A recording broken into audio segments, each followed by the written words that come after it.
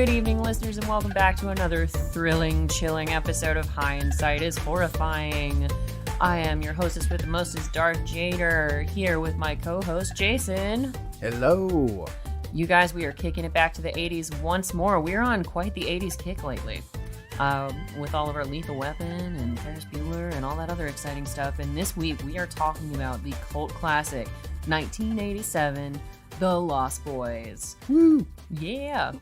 So welcome back to 1987, listeners, to this fantastic movie that just begs the question, would Billy Idol make a good vampire? No? No.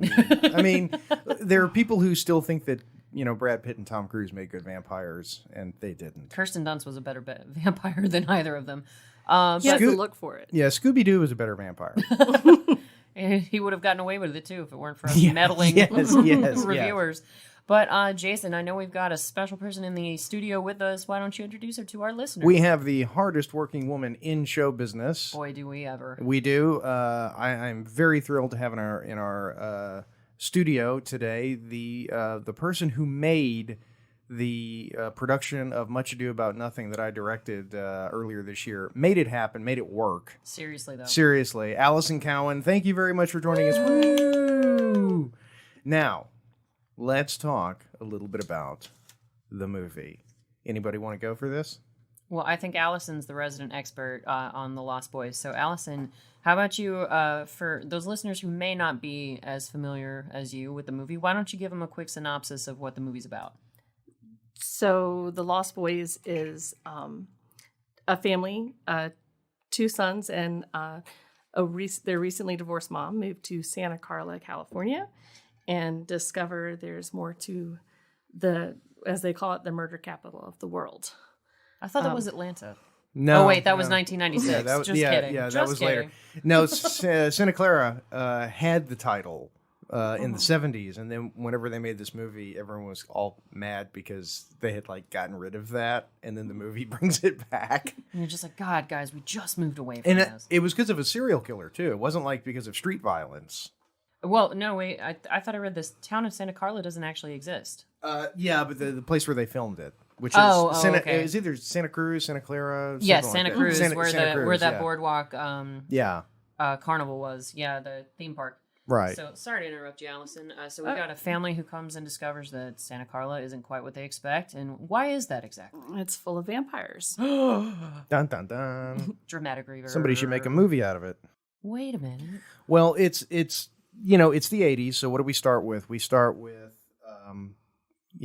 somebody who is changing situations, that sort of thing. It's our first day at work. Yeah, exactly. We're moving into the new neighborhood. It's always going to end up being something like that. Yep. Yeah. And, look, that's a good way of starting a movie because this is how you introduce, the world, so to speak, to the audience and our characters. And, this is a movie that is hardcore 1980s. Oh, big time. So From 1980s. the fashion to the everything. The speech, everything about it is so 80s. That one guy in the hood who looks like David Cross. Oh my God, he does. He looks exactly like David Cross. Maybe a little better. He blew himself. Yeah. No, but this movie, I'm glad that we picked this movie because whenever I was a kid, this movie was really scary. And it's not scary anymore. As a grown-up, it doesn't even come close to being scary. But it scared the hell out of me when I was a kid. And also, the people that I knew, the friends of mine, not friends, the people I knew who watched this movie and who I watched it with were certified weirdos. And so that sort of added to the whole vibe of this movie for me. Was that that's the movie that those people I don't like going and hanging out with watch. It's like your friend who can watch the Texas Chainsaw Massacre right before going to bed, and they're just like they just have snuggly, cute dreams for the rest of the night. You're like, you're a psychopath. How are you doing this? Exactly. Well, I was not a fan of horror movies at this age. I could not watch any of them, and I got on a kick of the movies I watched were based on the actors in them. Okay. So Makes I sense. would watch, I would pick Kiefer Sutherland, and I would watch everything Kiefer Sutherland was in, or Corey Haim, or Jason Patrick. And I can't remember which one of the actors, it even could have been Jamie Gertz, that I saw on something, and I saw this on HBO. So I even missed the theatrical release, but it was an HBO. I recorded it and sat down and On a finally VCR watched- tape. On a VCR tape. I'm not sure what that is. Adam. Hey. I think I even may have that recording still on VHS. But That's what we should have watched it on. Shoot, we need to get a VCR in this studio. You know, I've actually thought about that. Well, we're going to have to yeah. when we re-record Aladdin. Yeah. I'll bring mine. Yeah, I've got a bunch of old VHS tapes, and you know, it's funny because we used to have one of the, you know, the built-in one with the TV with the VCR Right. built into it, and Same. that would have been so perfect for the studio, but we got rid of it because, you know, who needs a VCR? Technology. Right? Yeah. But anyway, so let's start it off from the beginning. Let's talk about some of the fantastic actors that are involved in this movie. When the Coreys ruled the world. Yeah. actually, it was before. Yeah, was because their this was first their... movie. Right. Nope. Go ahead. Yeah, they actually, a long time ago, I read an interview or something, and I think it was Corey Feldman who was saying that they didn't really like each other prior to this movie because they were always going for the same roles. role. Yeah, that would make sense. So Corey Haim auditioned for Goonies, that Corey Feldman had auditioned for Lucas, and the other films that they were in, and they became friends on the set of Lost Boys, and this is what kicked off their The two Coreys. the two Coreys. How couldn't you bond over a movie like this? Because Yeah. the first thing I didn't remember was the grandpa utterly passed out on the porch. Yeah. And what's really funny to me is the boys are like, "Mom, is he dead? If he's dead, can we move back to Phoenix?" And Yeah. she's like, no, he's not dead, boys. He's just a really deep sleeper. Yeah, see, and that's something that you have to establish early in a movie like this is, do they love Granddad and they want him to be alive and everything else, or is he just this weird character they know who, if he dies, it's not that big of a deal? Yeah, especially since the grandpa is a creepy person in and of himself because he keeps putting dead animals in his grandson's bedroom for Yeah. decoration. Yeah, but his value is established. Oh, 100%. You know, yeah. So, you know, it all comes He's back our- to show you. He's our resident weed smoker, we come to find very early Oh yeah, in the movie. yeah. God, that shirt. I think I had that shirt. Oh no, there's one point where Corey Haim is dressed up like Bowie, and I think it's at the boardwalk when he and Michael are walking around. When he first goes into the comic book store, I'll point it out when we get to it. But yeah, the loud prints. It was loud print on Yeah. top of loud print, mixed with a little loud print just to mix it up back in Yeah, the 80s. yeah. That was the way to go. Yeah. Well, and you know, thinking of the two Coreys, what is your favorite two Coreys? Because I have my favorite two Coreys movie, which is License to Drive. That would That's have been mine. yeah. I love License to Drive. Although it never compared to the Lost Boys. Yeah, But a different movie. to me, Yeah. Oh yeah, apples and oranges, vampires and werewolves, if you will. I don't need it. I've got a Mercedes. I'm talking about my girlfriend like she's a car. God. I felt like the two Coreys, they were really hit or miss on their movies. Oh, Some God. were really good, and I wouldn't even say really good. License to Drive was probably their best movie after. I this think one. so. Yeah, I'd have to And agree. then others are sort of like Dream a Little Dream was not quite Yeah, following the. It was Yeah, you went to yeah. go see it because you loved the Coreys, Yeah, and that exactly. you didn't go for the movie. But Yeah. Well, there's a it- reason the two Coreys, as a phenomenon, stopped existing. Yeah. After a Yes. certain point, you know. Well, and it's funny that you bring up the Goonies and how the Coreys competed over the Goonies, Allison, because this movie, from what I read in my research, my extensive nerdy notes, was that the vampires and all the kids in general in this movie were supposed to be considerably younger than they turned out to Yeah. be. Yeah. The commentary last night when I watched it. Oh, with okay. Joel I see, I haven't seen Schumacher it it was supposed to be children. And he That were most of the vampires were kids. Yeah, and he And protested that. He apparently hated the first script and was like, I'm not doing the Goonies go vampire. I'm just not doing it. Yeah, and Right. Yeah. And another switch that I love that he made in this film is Star, who Jamie Gertz is coming onto the scene right now.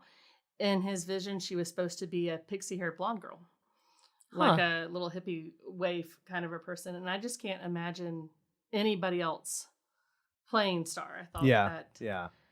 No. And- Yeah. She owns the role. Yeah, and he talks about that Jason Patrick, because it took a while for them to get him on board to do the film. Okay.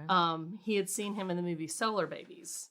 Oh. And that he had brought on Jamie Gertz from a play they did. But Jamie Gertz was also in Solar Babies, and the thing I had read had said that it was because of their connection in Solar Babies together is why part of why Jason Patric put her up for the role of Star. I can wow. I can see that. That would make sense. And she brings this sort of the exact opposite of a pixie-haired hippie girl quality to the She's to got the some part. genuine mystique to her. Yeah, and you have that combined with sort of the Kiefer Sutherland thing, where he just has that menacing, Edgy Kiefer I want my Sutherland-ness. MTV. Yeah, I'm sorry, the Billy Idol comparison is just too close for Well, me. yeah, I think that pretty much goes without saying. Is that there's a huge Billy Idol Oh yeah, comparison? he was a huge influence. And she's the best dressed in there.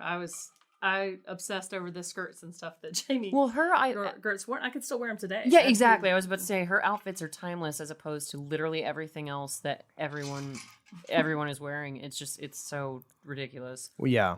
I mean, the mom dresses like my mom dressed in the 80s. Sure. And Edward Herrmann. We've got. Sorry to interrupt great you. Edward Herrmann. My one of my all-time favorite actors. Oh, one of the best character actors ever. I love Edward Herrmann. For all of our Gilmore Girl fans out there, God. Oh, Annie. FDR. That's Annie. you. No, That's- see, that's the thing about Edward Herrmann is that he's like Robin Williams in the sense that you can tell roughly somebody's age by how they remember when they first saw Edward Herrmann or Robin Williams, like for Mork and Mindy fans versus Genie fans or whatever. But Edward Herrmann, that was the first time I ever really saw him on a regular basis on television. Was on Gilmore Girls. Oh, Yeah, I can see that. I think for a lot of people that was the first time they he's a character actor, so he showed up in a lot of things, but you might not have noticed him. And I'd seen him in tons of stuff, but I wasn't going from movie to movie going, oh, there's Edward Herrmann. Oh, there he is. Like, I didn't know how to spot him yet, but he also does a lot of narration for like the History Channel and stuff like Yes, that. he So did. you will did some books on Voice. tape Yeah. too. Yeah, I've got He's got a great I voice. think I mentioned that before. I had that weird Mandela effect thing with Ed Herrmann, where there was a TV series that I absolutely loved, called Days That Shook the World. Okay. And I used to watch it years ago on it wasn't History. I think it was like H2 when that came out. And Ed Herrmann was the narrator. And I absolutely adored it. It was a great show and great narration. And I've since, in years later, I've tried to find copies of those episodes on YouTube or to buy them or anything, and you can't. And the weird thing is that there is no record on the internet of Ed Herrmann ever having done that show. How? It's the strange, and I am telling you, it was Ed Herrmann because they switched it, and there was another guy who did it either before or after, and those episodes are terrible, just pure crap narration. Oh God. And so it was like, oh wow, no, this is Ed Herrmann. It's awesome. There is no record. I'm like the only person on earth who has this memory of Ed Herrmann doing this show, and it freaks me out. Well, this is why you got to get in touch with us on those social mediums, the Countenance novel, the tweeter, all that good stuff. Someone else has to corroborate this story for Seriously, Jason. yeah. If you remember Days That Shook the World, narrated by Ed Herrmann, please let me know, because that will make me think that I'm not living in a parallel universe. Yes, reach out to us at Hindsight Horror or at North Foggy on Twitter and corroborate that for us, please. Or Instagram. Yes, Hindsight is horrifying on Instagram. Yeah. One thing I do want to say about this, and this is sort of a subjective thing, looking back on this movie after all these years, but these are the worst vampires ever. Oh God, they're terrible. I mean, I think every vampire hunter ever in every movie would have killed all of these vampires. Buffy would have killed them in 5 minutes. Blade, I think, would have taken about 3.5 minutes. Yeah. Well, what's really funny is that this movie doesn't seem to go with your typical rules of vampirism, and I don't mean that as just a franchise, because usually within any given franchise, all the vampires somewhat coincide with one particular set of rules. Like you've got True Blood, where you stake a vampire, it's going to implode. You chain them with silver, it's going to burn their skin. If they go out in the sun, it's going to burn them. Whereas they say it specifically in this movie that no one vampire dies the same way. One dies screaming, and you see it later where one of them's head explodes because he gets melted by a stereo. One of them gets roasted in garlic water, and they all died differently. And there was a bit on the carousel that we've already missed again, so I'll get back to that in a second because there was a lot of foreshadowing.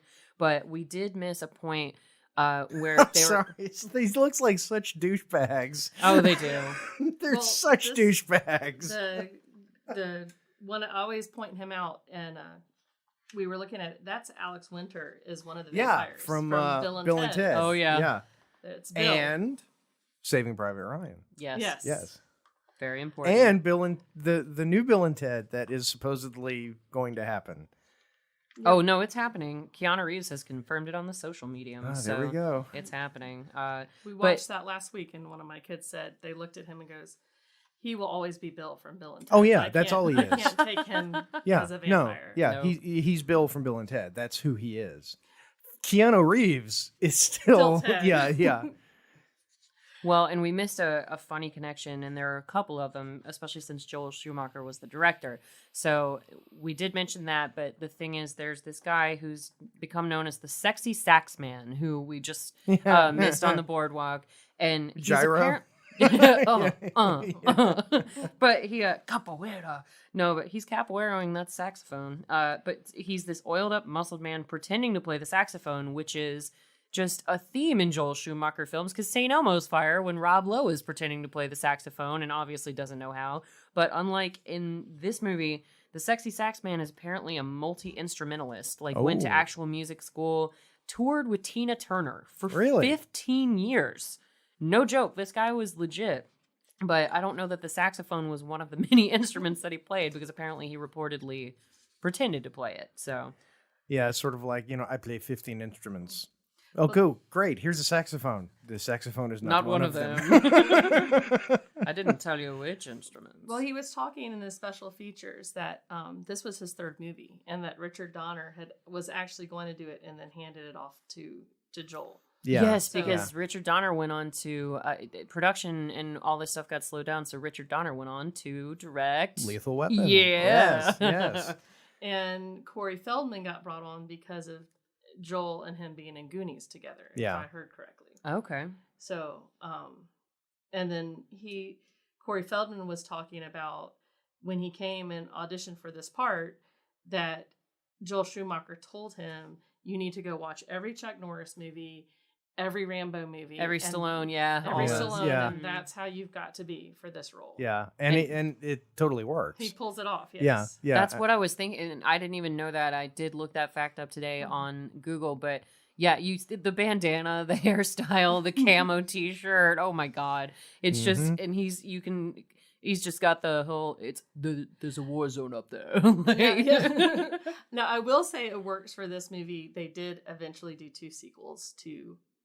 See, I didn't know that. I didn't know they did sequels. They did. The second one, I always try and find a positive on a film, and that one is one I can't. Even Corey Feldman. Oh, damn. Even Corey Feldman, because he actually tries to reprise his role of Edgar Frog as he's a 13-year-old. And doing the same thing, it just didn't work. The third one is a little better. It was, Were they direct to video? Yeah, they were. Yeah. They were direct to video. Yeah. Well, and another thing that happened, the movie was originally not supposed to end on a joke like it did, but also David, Kiefer Sutherland's character, wasn't supposed to die. He gets impaled by deer antlers, and apparently that was because, and he doesn't disintegrate like the other vampires when he gets staked, as it were, but apparently that's because he was not really dead. This was intended to be part of a sequel called The Lost Girls, which was scripted but never got made. Huh. So David didn't technically die. I think you can probably find the Lost Girls on the internet now. Oh, all over the yeah, internet. yeah. That's where Lost Girls go to die. In fact, I think there's a VR version of it too. Yeah. There's a Skinamax version. Yeah, There's yeah. all sorts of versions. Yeah. The actors talked about wanting to do a sequel. Even Edward Herrmann said, if you can find a way that I didn't die, I would To bring me gladly back. come Yeah, back and be in yeah. it. Although I would probably be glad he didn't touch the second one that did come out. They will. It will happen. We will see a Lost Boys reboot. Not with Edward Herrmann. Not with Ed R.I.P. Herrmann. Edward Well, Herrmann, we unless miss you. they just CG Ed Herrmann. Like Unless they the- Tupac his ass. Yeah. I hope they don't. do a Grand Moff Tarkin thing. Oh, God, yeah. Because he was the movie was supposed to end on a serious note where Ed Herrmann does get impaled when the grandpa drives the car through, and then the painting that's been in the grandpa's house hanging above the couch or wherever in the living room you were supposed to zoom in on it and see Edward Herrmann from centuries ago, but he was painted into that painting, as opposed to how they ended the movie which was like, oh, sick of all those damn vampires anyway, and it just ends on a joke. So those are two really different endings. Very, very different endings. Oh yeah, you know? It's a great town except for all the goddamn vampires. Yeah. Now with the sequel, and I don't know if it's fact, but I do believe it was probably Corey Haim's last appearance in a film. Oh, really? And he's only in at the very, very end, and they have him actually as a vampire. Oh, wow. But I'm not 100% positive that that was his last film. Because he was what, like 38 when he died? He died of a drug overdose, yeah. Well, they said it was with complications. He had pneumonia. They said similar stuff with Brittany Murphy about like iron deficiency and whatnot. We had a bit of a debate about that, I think, on our Clueless episode, but I'm sure the drugs weren't helpful. Very Spencer Tracy. Nobody's been this drunk since Spencer Tracy died. Technically, it wasn't the drug overdose. Technically, it was the train that ran over him after he fell because he passed out from the drug overdose. It like the guy that died in Lethal Weapon. It wasn't Mel Gibson kicking him in the chest. It was the fact that he had no oxygen and he was surrounded by plastic wrap in water. So there you go. Yeah.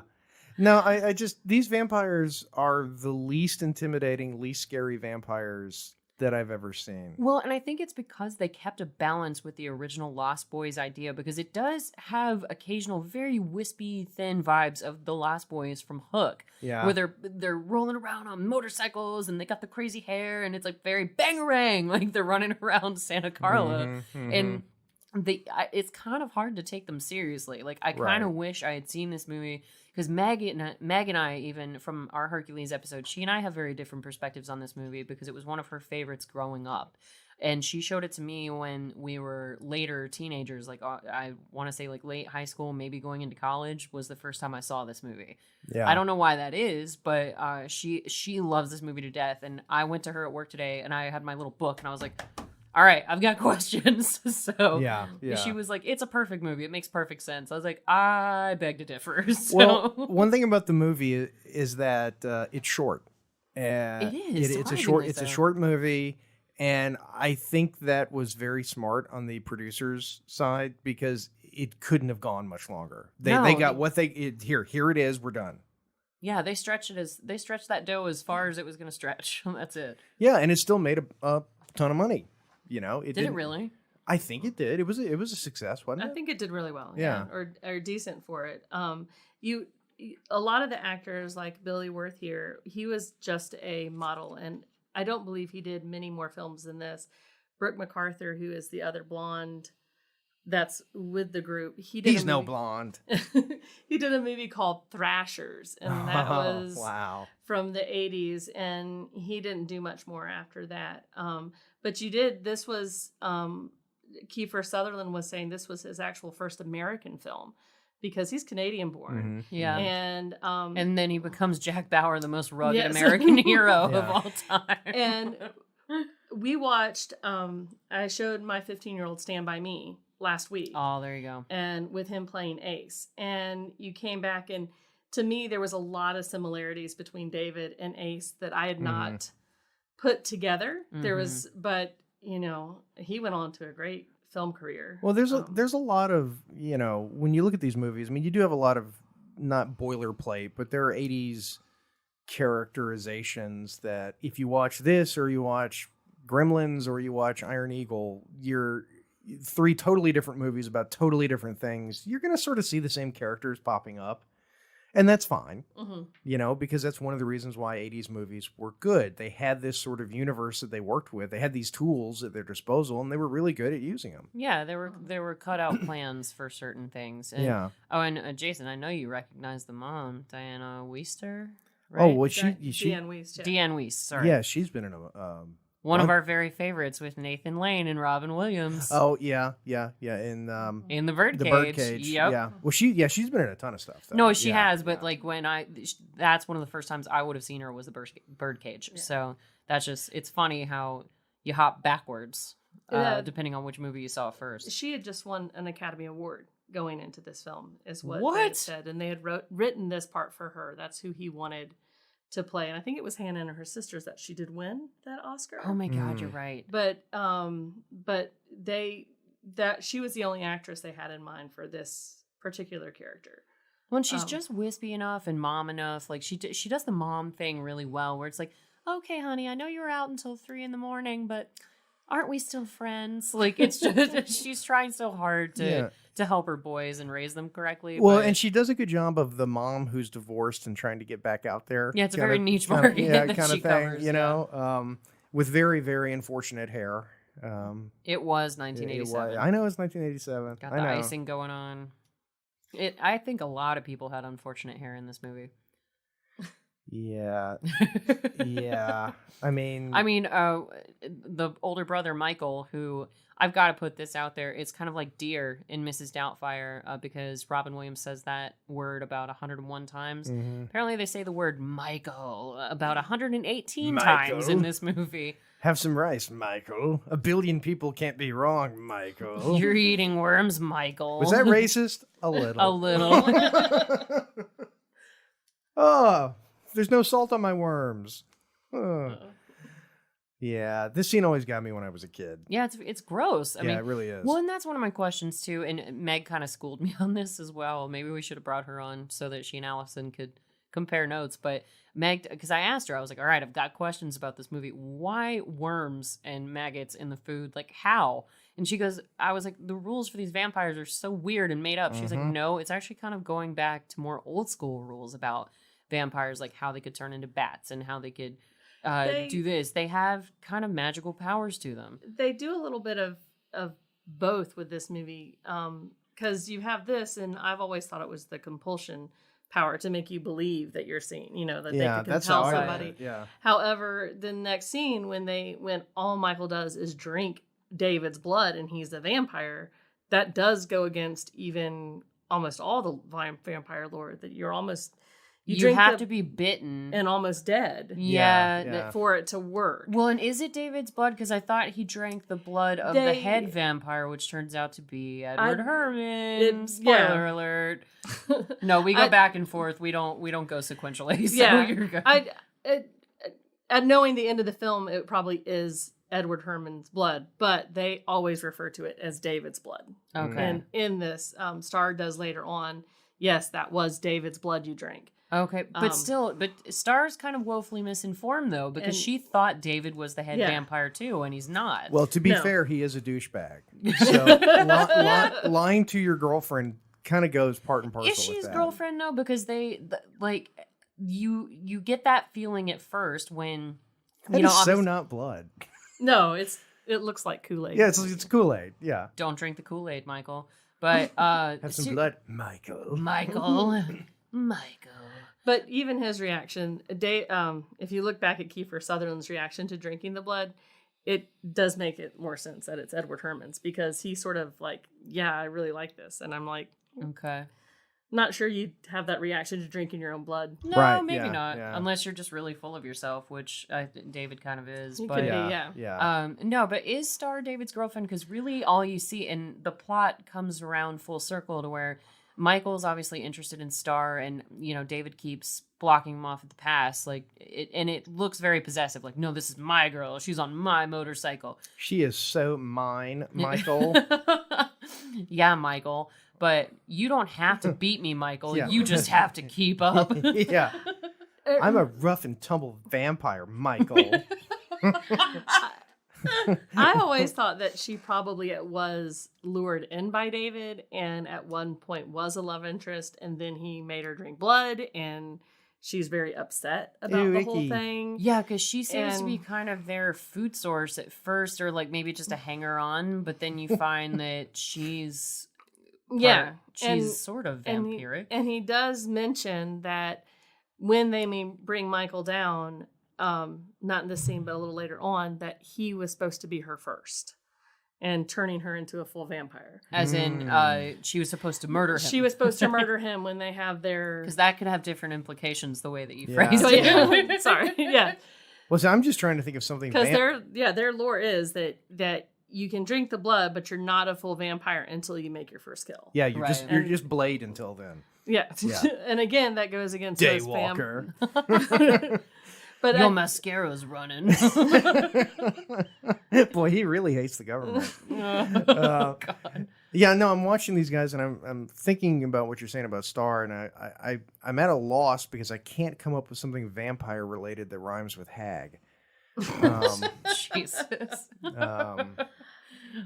Yeah, no, Fang hag is the Fang, closest I yeah. can get to it, and I don't want to make it offensive. another Toho. Fang banger is what they did on True Blood. Okay, so, all right. Fang banger. Yeah, okay. And that applied to boys or girls, so it wasn't sexist. It was just fang banger. But I don't get the sense that she knew they were. I think she, I don't know, just liked this group of guys and started hanging Well, out who with wouldn't? them. Or Well, I think she didn't know when she got lured in, but later there is that scene where Michael's like, "What's happening to me, Star?" And she's like, "Oh my God, Michael, I can't tell you.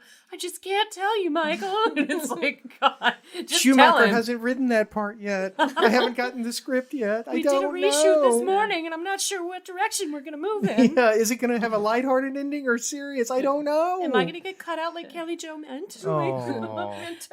no, this is probably one of the only scenes in the movie here in just a few minutes that I even questioned at 13 when I first saw it. Is when they fall. You'll notice that Michael, when he falls, he starts falling and he's screaming, and then he stops and looks around, and then he throws himself backwards again and starts screaming again. And I've never Which you wonder... quite understood why. Just either keep screaming or stop screaming, but Maybe it's an especially tall bridge, and so he screamed, and then he ran And the out of breath. echoes. And he's like, okay, all right. having a I'm very good. Wile E. Coyote moment. because they do allude to them flying, but like you were You're saying, one like of turning us. into bats. As a bat, they wouldn't have been able to pick those people up out of the car. They wouldn't. Right, no. yeah. What I meant was that like certain vampires could turn into bats. Like some of them have different magical qualities, and I don't believe any of the Lost Boys were bats. No. They can clearly fly because they're pulling people out of their cars, like you said. But that was one of my many questions to Meg. I was like, okay, why do some rules apply to some of them and not others? Like Kiefer Sutherland gets burned by sunlight. He doesn't sparkle like Edward. So The sparkling went only to Twilight. Yes. Most vampires, Stephanie again. Meyer. Ugh. But Michael apparently can also fly.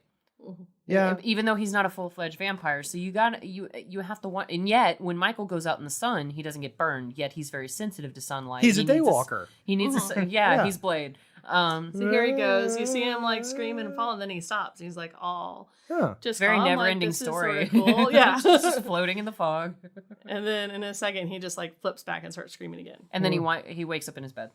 Yeah, yeah. It was, Yeah. You're one of us, Michael. One of You're us. a douchebag One of us. now.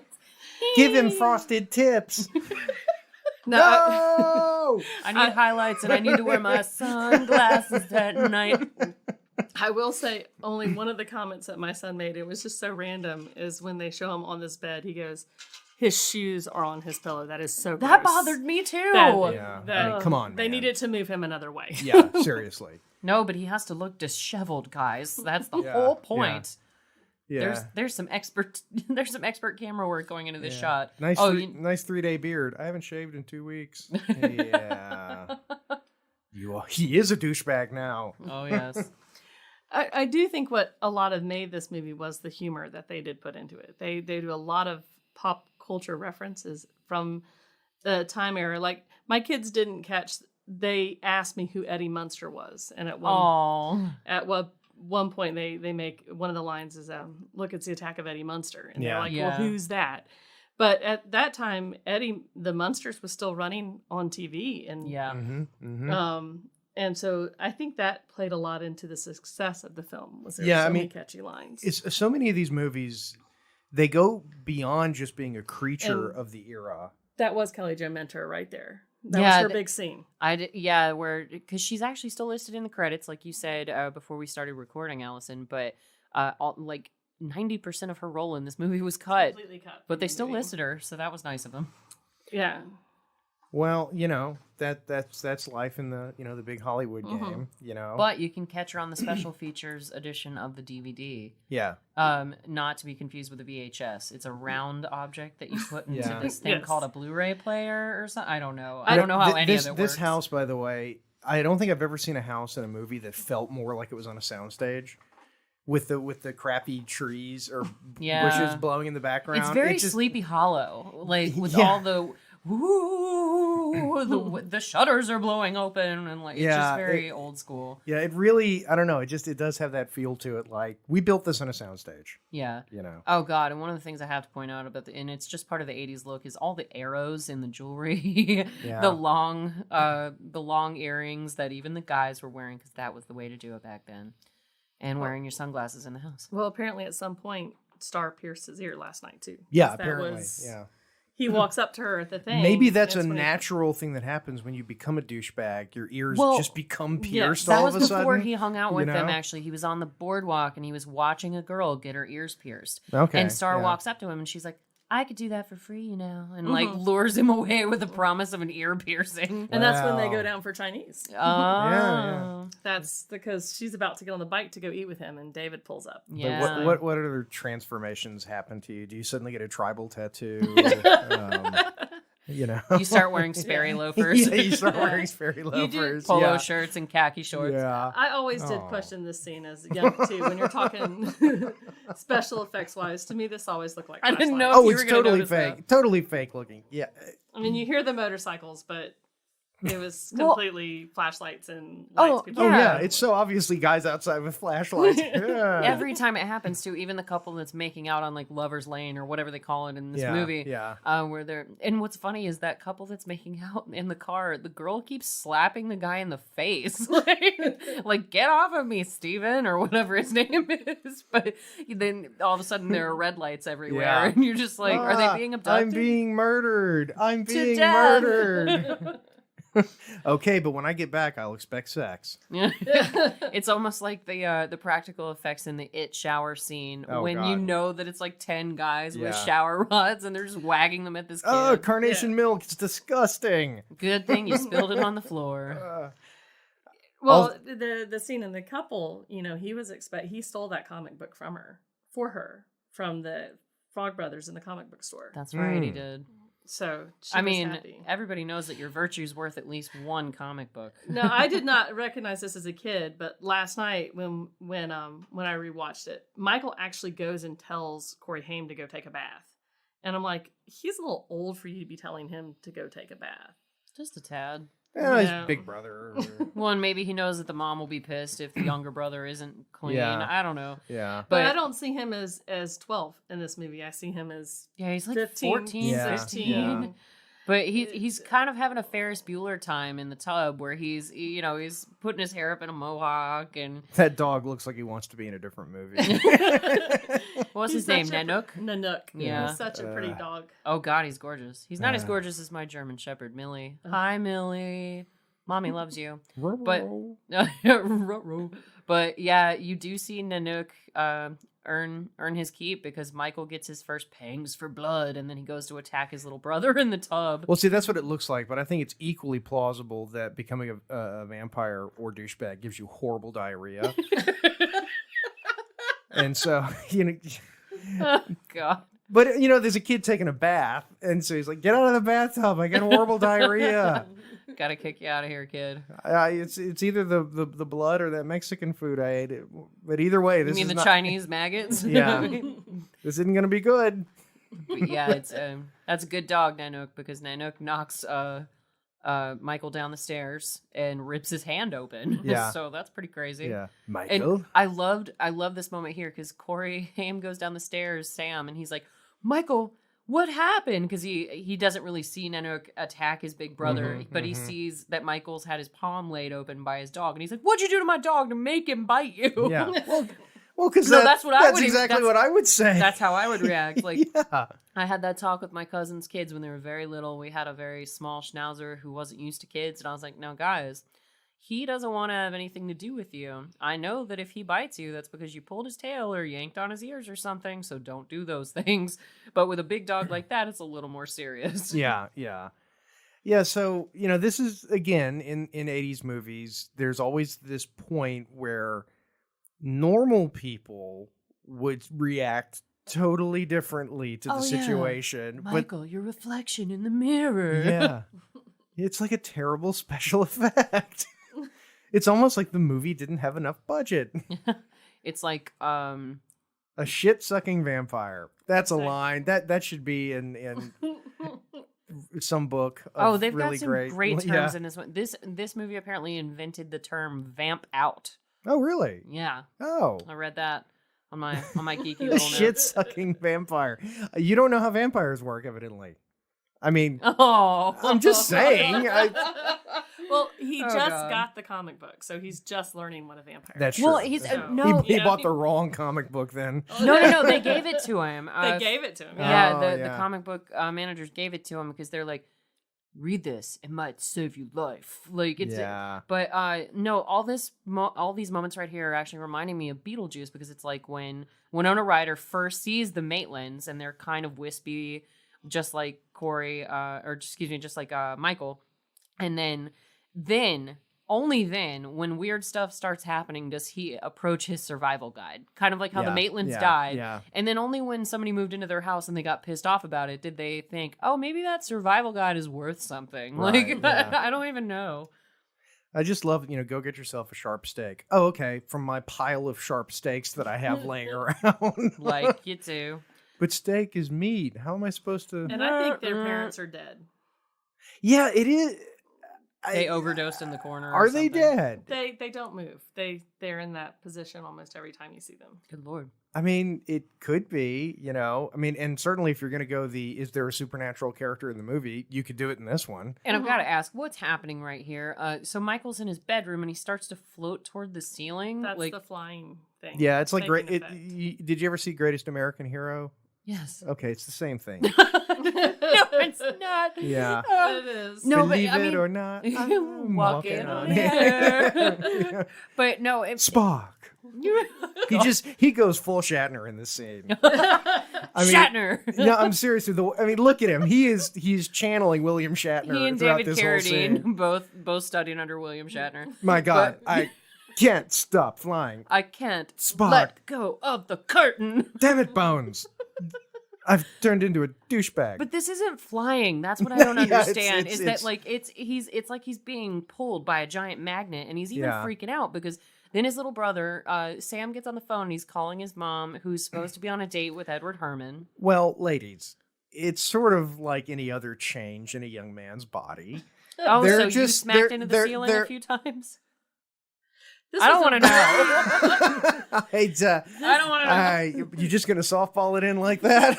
This was this was a really strong phone cable too. He would not Yes, yeah, survive yeah. For real? in today's Yeah. because there are no cables on any phones anymore. Yeah. So he'd been gone. Meanwhile, Very that dog is like, you should have let me kill him, kid. Like, Yeah. Well, in all these movies, the dog is always the smartest character.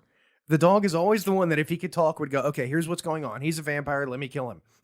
well, except for Oh, that dude over there, he's a vampire too. Well, except for is it Thor or Thorn? Edward Herrmann's dog. Thorn.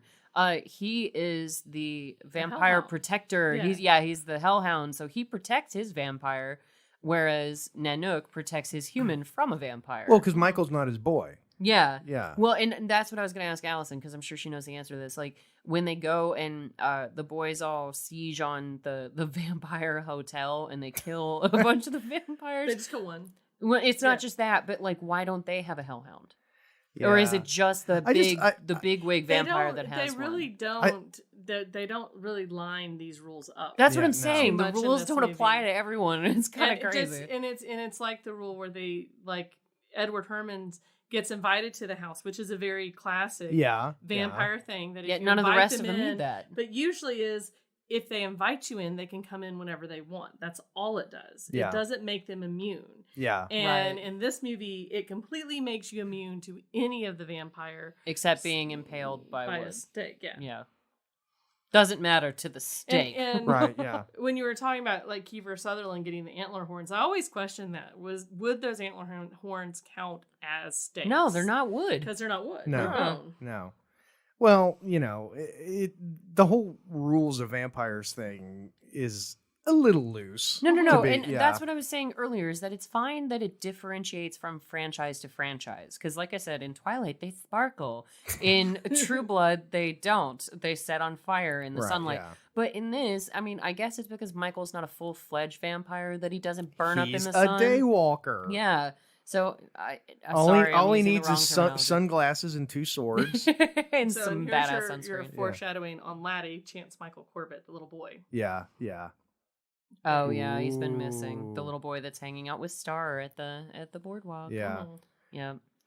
Because you don't know what's going on with him either. You sort of connect that he's with the vampire Lost Boys, but you don't know that he's one of them. Well, Right, yeah. From a mom prospect, why, if this child is missing, I would probably be always at that boardwalk looking for where my child Where he is. went missing. Yeah. If you were in that area. Well, And then I don't know. It sort of feeds back to a John Mulaney joke, and Jason loves it when I do this. But John Mulaney said that he grew up in the time before children were special. He's like, right when they started doing milk carton ads, like for Laddie, he said, "Oh, the parents were finally like, damn, maybe we should start looking for some of these guys." Yeah. Well, I don't know. And going back to the whole thing about 80s characters not reacting correctly, I mean, his only reaction is he sleeps in his mom's bed and he puts garlic on. Corey Haim does. Corey Haim. Mhm. Yeah. That I thought you were talking about Michael. And I was like, no, but it's no, sort he of sleeps like in a very different bed that night. yeah, but it's like okay, in reality, what do we need? It's sort of like, oh my God, there's a poltergeist in our house. What do we do? Burn it down. leave. Yeah, leave. The poltergeist wants the house. Burn it. Have it. Yeah, all here yours. you go, asshole. I've always said I couldn't be the blonde girl going down into the dark basement after all my friends disappeared, going, well, maybe they're down here. Joey, are you They're down driving there? away going, I will find you later. Yeah. You guys all right? I'm just gonna run out real quick I'm and gone. I'm call gonna go the on a beer police. run and maybe call the police. Yeah, there are people who get paid to do this shit, so I'm gonna go call those guys. With guns. Yeah. But speaking of guns, going back to the whole Rambo, First Blood, and Stallone nonsense with Corey Feldman. I love their first quote because they notice Corey Haim in the comic book store. They equip him with the Vampire Survival Guide, which is also a comic book, and I love when they're like, "We're dedicated to a higher purpose. We're fighters for truth, justice, and the American way." Well, yeah, because I mean, it's Superman. Yeah. They're trying to be Superman. Up here we go. It's the beginning of an '80s music video. I thought it's like a Guns N' Roses video. Yeah, actually, it's the beginning of every '80s music video. Yeah, it's true. All we're missing is that guy diving into a cake for no reason. Yeah. This wine makes me want to play an awesome power ballad. Yes. She has beautiful skirts, but she's always in that same top. How dare she? Especially wearing white around vampires. Isn't it going to get stained? My God. Well, and also, you just have to think that cave is probably got a lot of mildew in it. I mean. So apparently this is the point where she's supposed to kill him. And she's supposed to become a full vampire. Yeah. Michael goes looking for David and the guys to figure out what the hell is going on with him. But And instead he gets a little some. He gets, he so gets like distracted. I'm turning into a vampire. Well, let's not get crazy. I can deal with that in the morning. There's a willing lady around. He know? can deal with it in the morning because he's the No, wait. Walker. Do they have blue jean sex in this movie? Oh, I hope so. Because in the '80s, it was always blue jean sex. Well, she's got a skirt on, so not for her, but maybe for him. Blue jean sex with white Reeboks. Yep, it's blue jean sex. It is blue jean sex. Yeah. In the '80s, like as a kid growing up, before I got to talk from my parents, I just thought, well, babies have something to do with blue jeans because in all these '80s movies, the dude's always wearing blue jeans. That's why dads wear blue jeans. Yeah, that's the thing, Tom Cruise in Top Gun, blue jean sex. Heck yeah. And you have to wonder because they wake up the next morning. I wish Shatner was reading the lyrics to this song. Unchain me, sister. Love is with your brother. Thou shalt not kill. God. Well, and my question here, and that looks like the cave from Bob's Burgers when they demolished the candy factory. Yeah. Maybe that cave goes to where One-Eyed Willie's. If you just take a left instead of a right, Probably. that's where all One-Eyed these Willie's. crossovers. Yeah. But here's my question: did his hand heal because he's a vampire, or because he got laid? Well, speaking from experience, oh god, probably the vampire bit.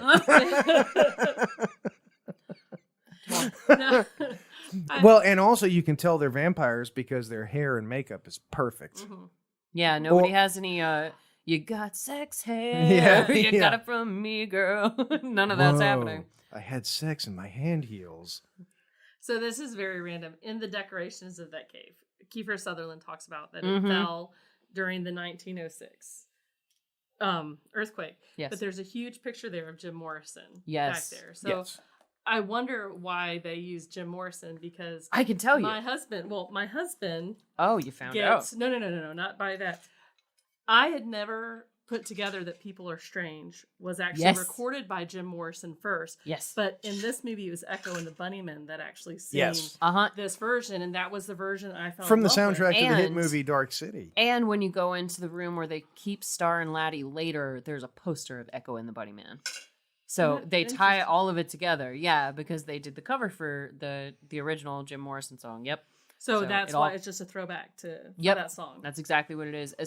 Same with the, it's from the article I'm reading, the very homoerotic poster of Rob Lowe in full stud mode in Corey Haim's room. Yeah. When you go in there earlier in the movie and you see Rob Lowe posing, and then you see, I can't remember the other actor. But that was But- a very big thing. There are pictures of my bedroom walls. I got Tiger Beat and Teen Beat and the Big No, Bopper. what I'm saying is that, like, things. apparently there's just, like, a whole school of thought that there's more homoeroticism to the movie than there In a probably vampire is. movie? Never. Oh That my never happens god. in vampire movies. No. See, to Interview me- with a Vampire Surely was not. just giant gay erotica? No. Yeah. But Some. No. Not that there's anything wrong with that, but Yeah. let's just, own up to it. Well, But to me, that was very normal for me. My walls, I had no wall in my room. It was all of those posters, and it was yeah, but from you're a Alyssa- girl. Yeah, but Alyssa I Milano because up there. I had Okay. I well, had But topless, whoever I liked. No, like not Rob topless. Lowe was in that poster. Yeah. Because he totally was. True.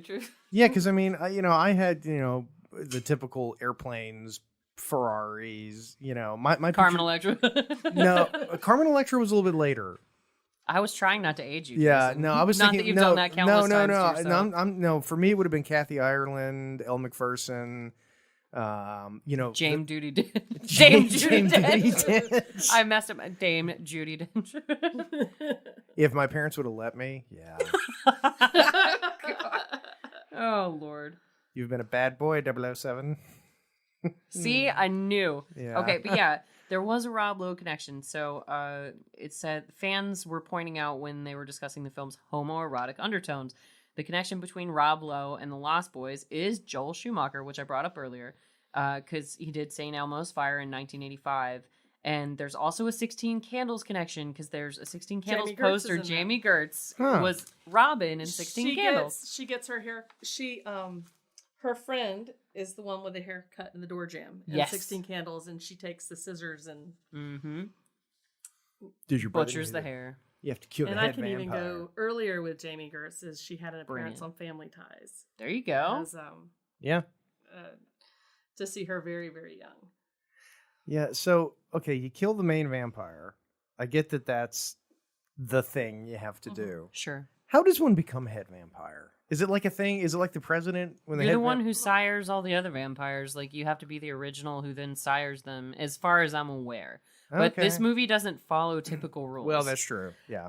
Well, so then, but with the question of how they turn, is the head vampire the only one in this lore that can? That would be an interesting. Well, that's almost like, yeah, because that's kind of a supernatural train of thought, the show with Jared Padalecki and Meg's gonna kill me because I can't think of his name right now. But yeah, supernatural. no, Jared I'm Padalecki talking and Jared Padalecki, Jeffrey Dean Sam. Morgan. Sam Winchester. Yeah, it's Meg's gonna kill me. Jared. No, No. Jensen Ackles. Jensen, Sorry, Meg yeah. said his name enough times. Jensen Ackles. But that was one of the episodes. I've tried to watch that show. I really I have. love And that show. but they have that same train of thought. That's a show that went on too long. That's the Oh, problem with that show. It's been on for 15 years. Well, actually, they tried to end it around what I want to say 5 years ago, Yeah. and the fans went so crazy about it that they petitioned and they kept going. I saw it. I watched the first several seasons, and I actually liked it. The problem I have with Supernatural is that it makes no sense. Yeah, it builds to this epic thing that's going to end all of time and space, and then nope, they just And then reset it just doesn't. and starts Yeah. over again. I know. And it What if just it doesn't? No, well, see, my problem with Supernatural, and this is totally aside, but We don't do that. You have a show where part of the plot twisty sort of thing is that a character sells his soul to the devil so that he can bring another character back to life. Yes. But you live, like, for you and me and the rest of us, we live in a world where there's a big open question about whether or not there's this thing called heaven that you can go to, and it's really awesome. They friggin' know it's real. Yeah. Okay? Oh, it's like Rick and Morty. Like, oh, it's good to know that there's proof in the pudding. Like, I'm glad that there's proof that there's a hell and there's a heaven. Oh, I blame you. Oh. Yeah. But yet they sell their soul to the devil. Yeah, so it's like, I'm going to go ahead and suffer through, eternal torment, even though I know that it's okay. Yeah, this is dumb. Well, it's a lot of swapping between father, son, brother. Like, they're trying to save their family. It's not like they're trying to save random people. Yeah. No, but before I get too far off track, because I brought up Supernatural for a reason, with like the lead vampire. That was their whole concept at one point, that Sam and Dean were hunting down. They were trying to find the mega vampire to stop him from making any new ones. And I think in some stories, it's only the lead vampire or the first vampire that can reproduce other vampires. I don't know about. So it sounds like to this, from what I've seen, is if we go with the blood that Jason Patrick drinks is actually Edward Herrmann's blood and not David's, then it's only his blood that can turn. Yes. My question would be, because they talk about that if they're a half vampire, they can heal you. If they kill the head vampire, the half vampires go back to human. Yes. So what happens to, say, David hadn't been killed in this movie, it's a Superman and we kill Edward Herrmann? Does David then take that spot as the head vampire? I don't know. Or does he? Right. Yeah. Exactly. They left Is the it rules like, are very unclear. Yeah. Well, and like I said, same with how they die, and we missed it on the carousel. But the way that the vampires appeared on the carousel is the apparent sequence in how they die. Like how one dies first, another one dies second, and then when one of the, I think it's Corey Feldman later, who's talking about they don't all die the same way. Some of them die with their head exploding. Some of them die screaming. He actually lists that in sequence too, because the first one dies with his head exploding, like death by stereo, and then the other one dies screaming in the tub of garlic or whatever. But Edward Herrmann also doesn't. The rules don't apply to him because they make him eat garlic, and he's just like, ugh, garlic. That's not Parmesan cheese. Because they've invited him in, and now none of that works anymore. Yeah, but it hurts the rest of the vampires. But I guess because they weren't invited into the house, that they're they're not. I think what we've come up with is a theory that the rules of vampires in general make no sense. That it starts off with a very simple concept. Steaks. Garlic, holy water. In this one, they actually debunk the whole theory of garlic being a deterrent for him, because before the one dies with the bathtub, the guy looks in and goes, "Ha ha ha! Garlic doesn't work, boys." And he goes, "Try holy water." And they scoop up and they throw holy water. Right, yeah. I must have missed that. And it's the holy water that actually kills him. And then makes the entire house implode because of the pipes. That was great. Well, it's like Dracula Dead and Loving It. Yeah. Have you ever seen that? When he drives the stake. Loving it. When he puts the stake through the heart of the vampire and just blood shoots everywhere. Yep. Why didn't you get any blood on you? Location. That's the best vampire movie ever made. It's definitely one of them. Yeah. Yeah. And what is the best vampire movie ever made? Go. Movie or show? Movie. Or just movie. Movie. Because show was Buffy. Well, Buffy actually stole some inspiration from this show because Billy Idol's in Buffy too. Yeah. Name is Spike.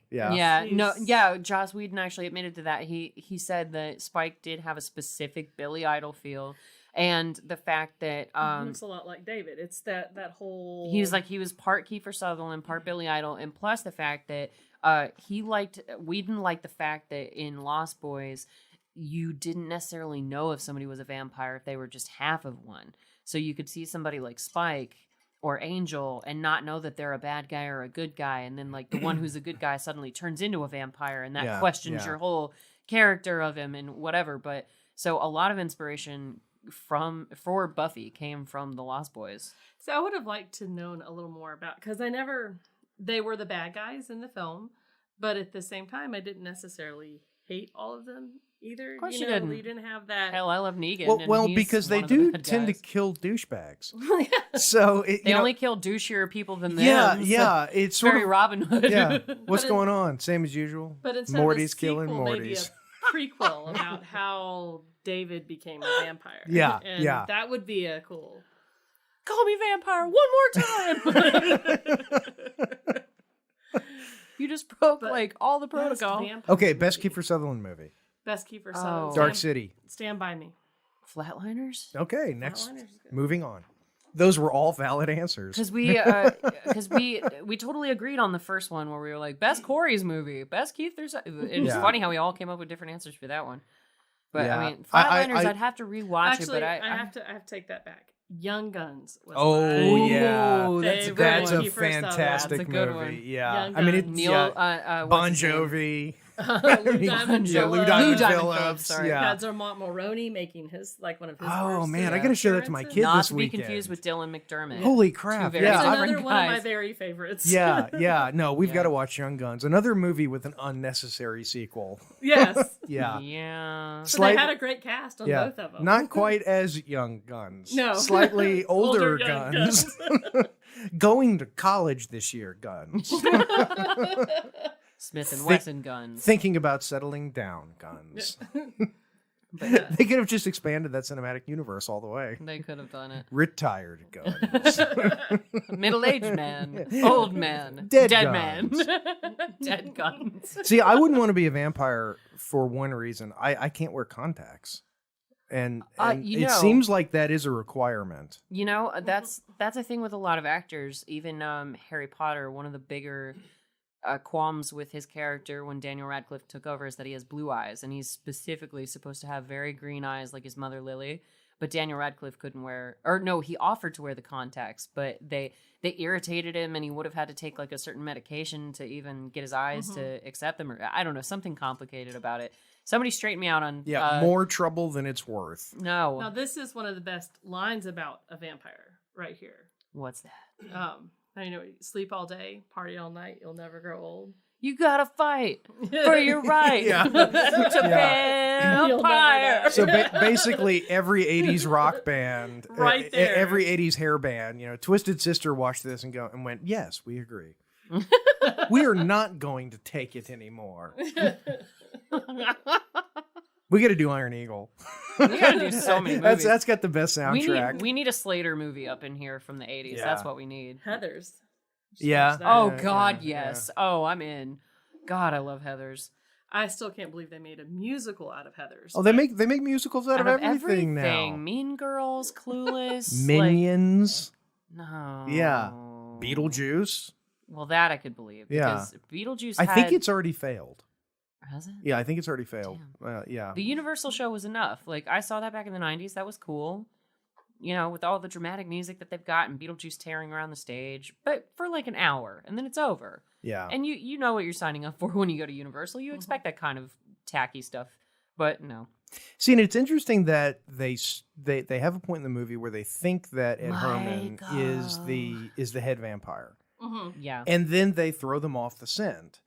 And so it's not really a twist, because like nowadays the twist would be that you never thought it was him. It's a lie. A lie can't be a twist. And then at the end it was exactly. They would just go, well, it's not him.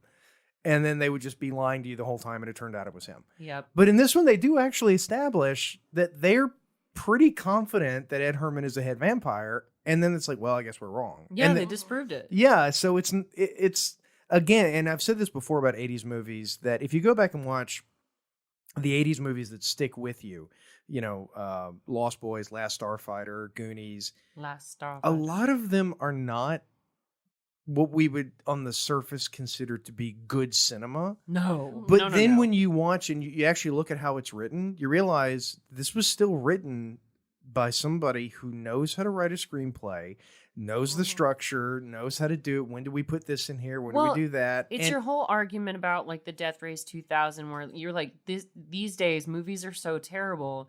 Whereas you go back to 1975 and Death Race 2000 was actually really good, despite the fact that it's just this crazy ass movie. It is. And it all really comes down to the writing. The fact that you still have this structure. That movie stuck with me, surprisingly. Yeah. Oh, no.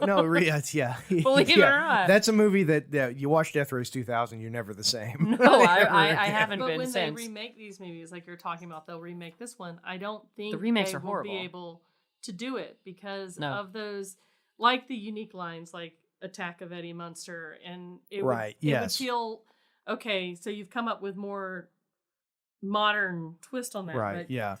Well, see, because you know, hold on. The question about this particular scene before we leave it. Star comes to Michael and Sam's house and phrasing first, boom. But Star arrives at the house, and no, Michael's acting like Philip. I'm arriving.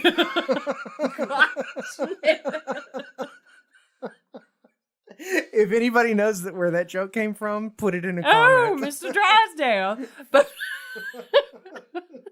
hey, everybody. But anyway, so serious question. No, Star arrives at the house. I can't do this anymore. Anyway, Michael asks Star. He's like, "It was David's blood that I was drinking that night. It wasn't wine." And I'm like, "She told you it wasn't wine when you drank it, you idiot." Yeah. Well, it was David's. Blood might be a bit of an oversight. Oh God. Did he arrive into the bottle? Yeah. Why was it creamy and white? Oh. I'm Motley laughing in the corner. Yeah. Well, you know. I mean, look, that's another thing about 80s movies. I love Top Gun, right? But as soon as I went to see a live performance where people riffed on Top Gun, and it's one of my all-time favorite movies, and at the beginning of it, they just said, by the end of this movie, you're going to agree with us that this is the most gay movie ever made. And by the end of the movie, I agreed with them. It was the most gay movie ever made. Just see the honest trailer of Top Gun. That proves it right there. Yeah, You don't need much. No, Jason, I can't remember if I texted this to you or not the other day. It's a Top Gun meme where it says, "Guess who's not looking forward to the sequel to Top Gun?" And it shows Goose giving the thumbs up. And I was like, oh no. Yeah. Goose. I hope Goose comes back as a Force ghost. That'd be even better than what they do on Big Little Lies, because they do a lot of, they jump back and forward on the timeline.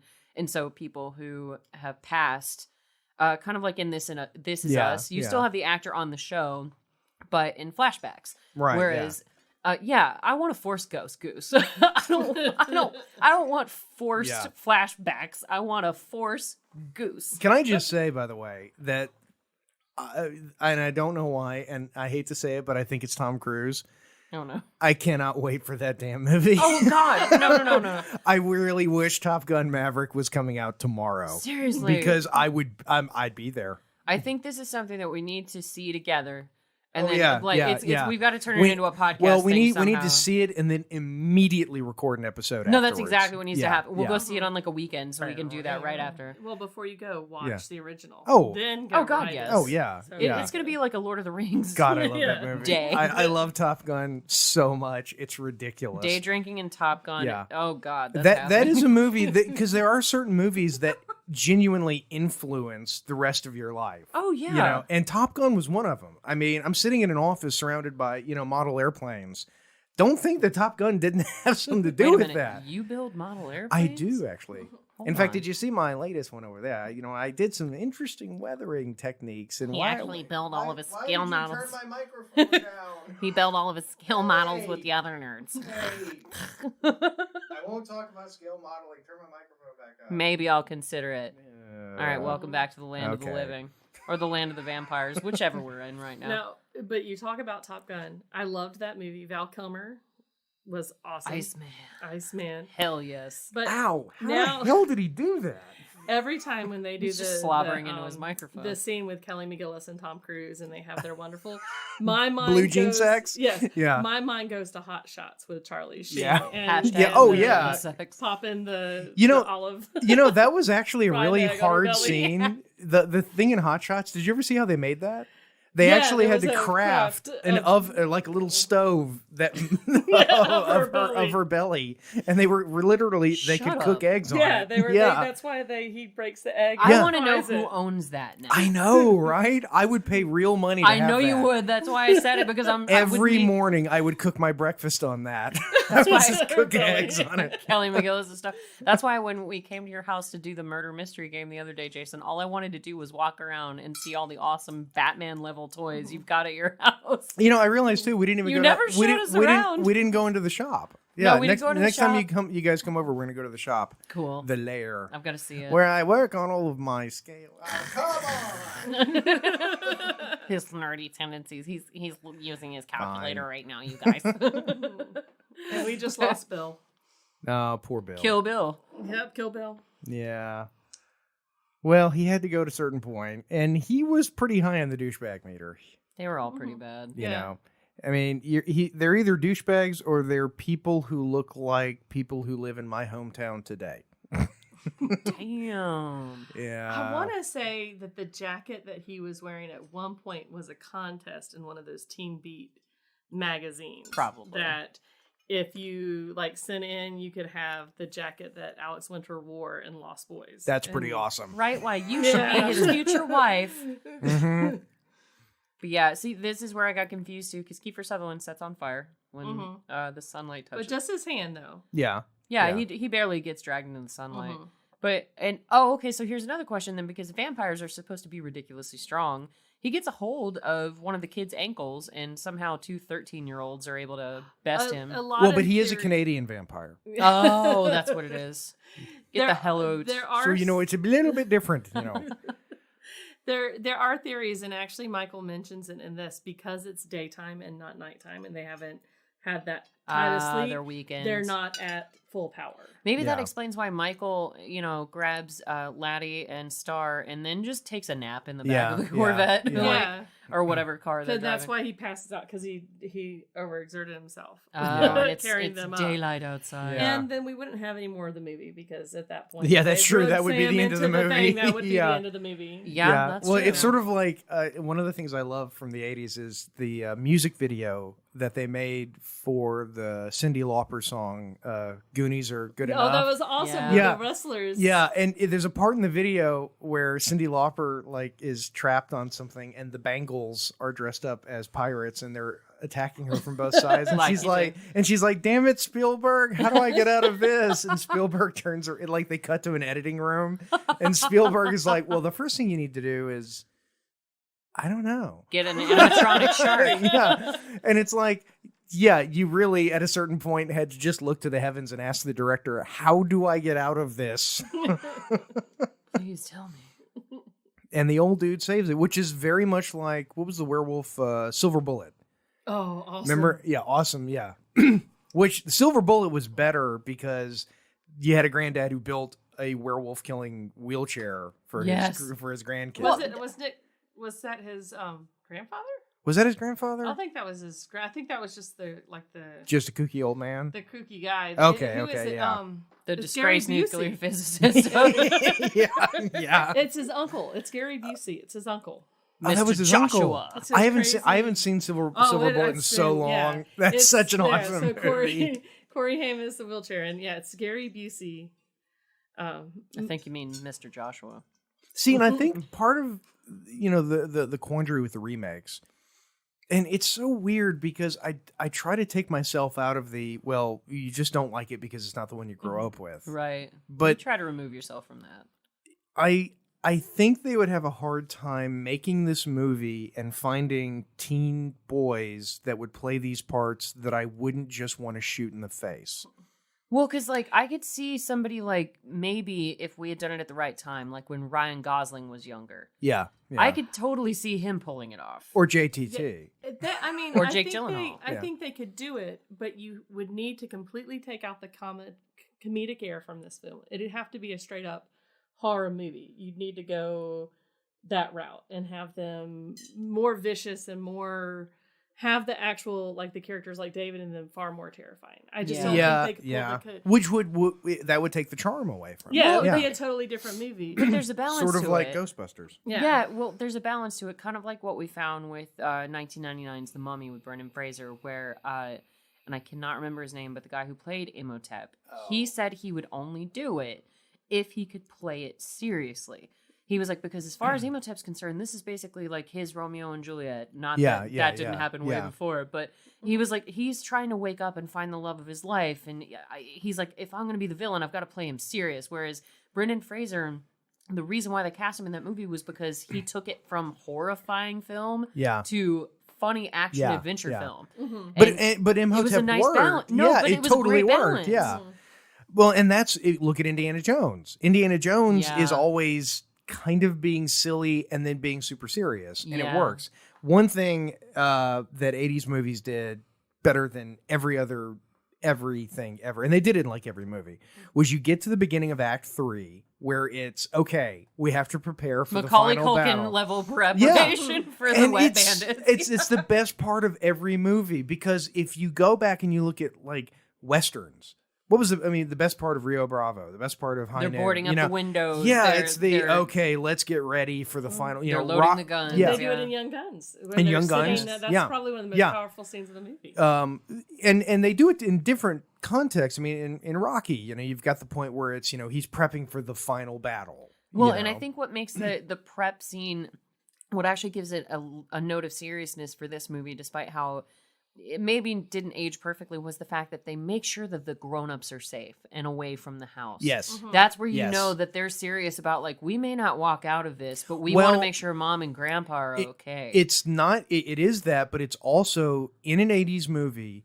you've got the Roadhouse way of doing it, where the person who's pull really out someone's esophagus with a single punch. Well, no. In Roadhouse and in many other movies like it, you have the point where the person you really care about, or the protagonist really cares about, dies.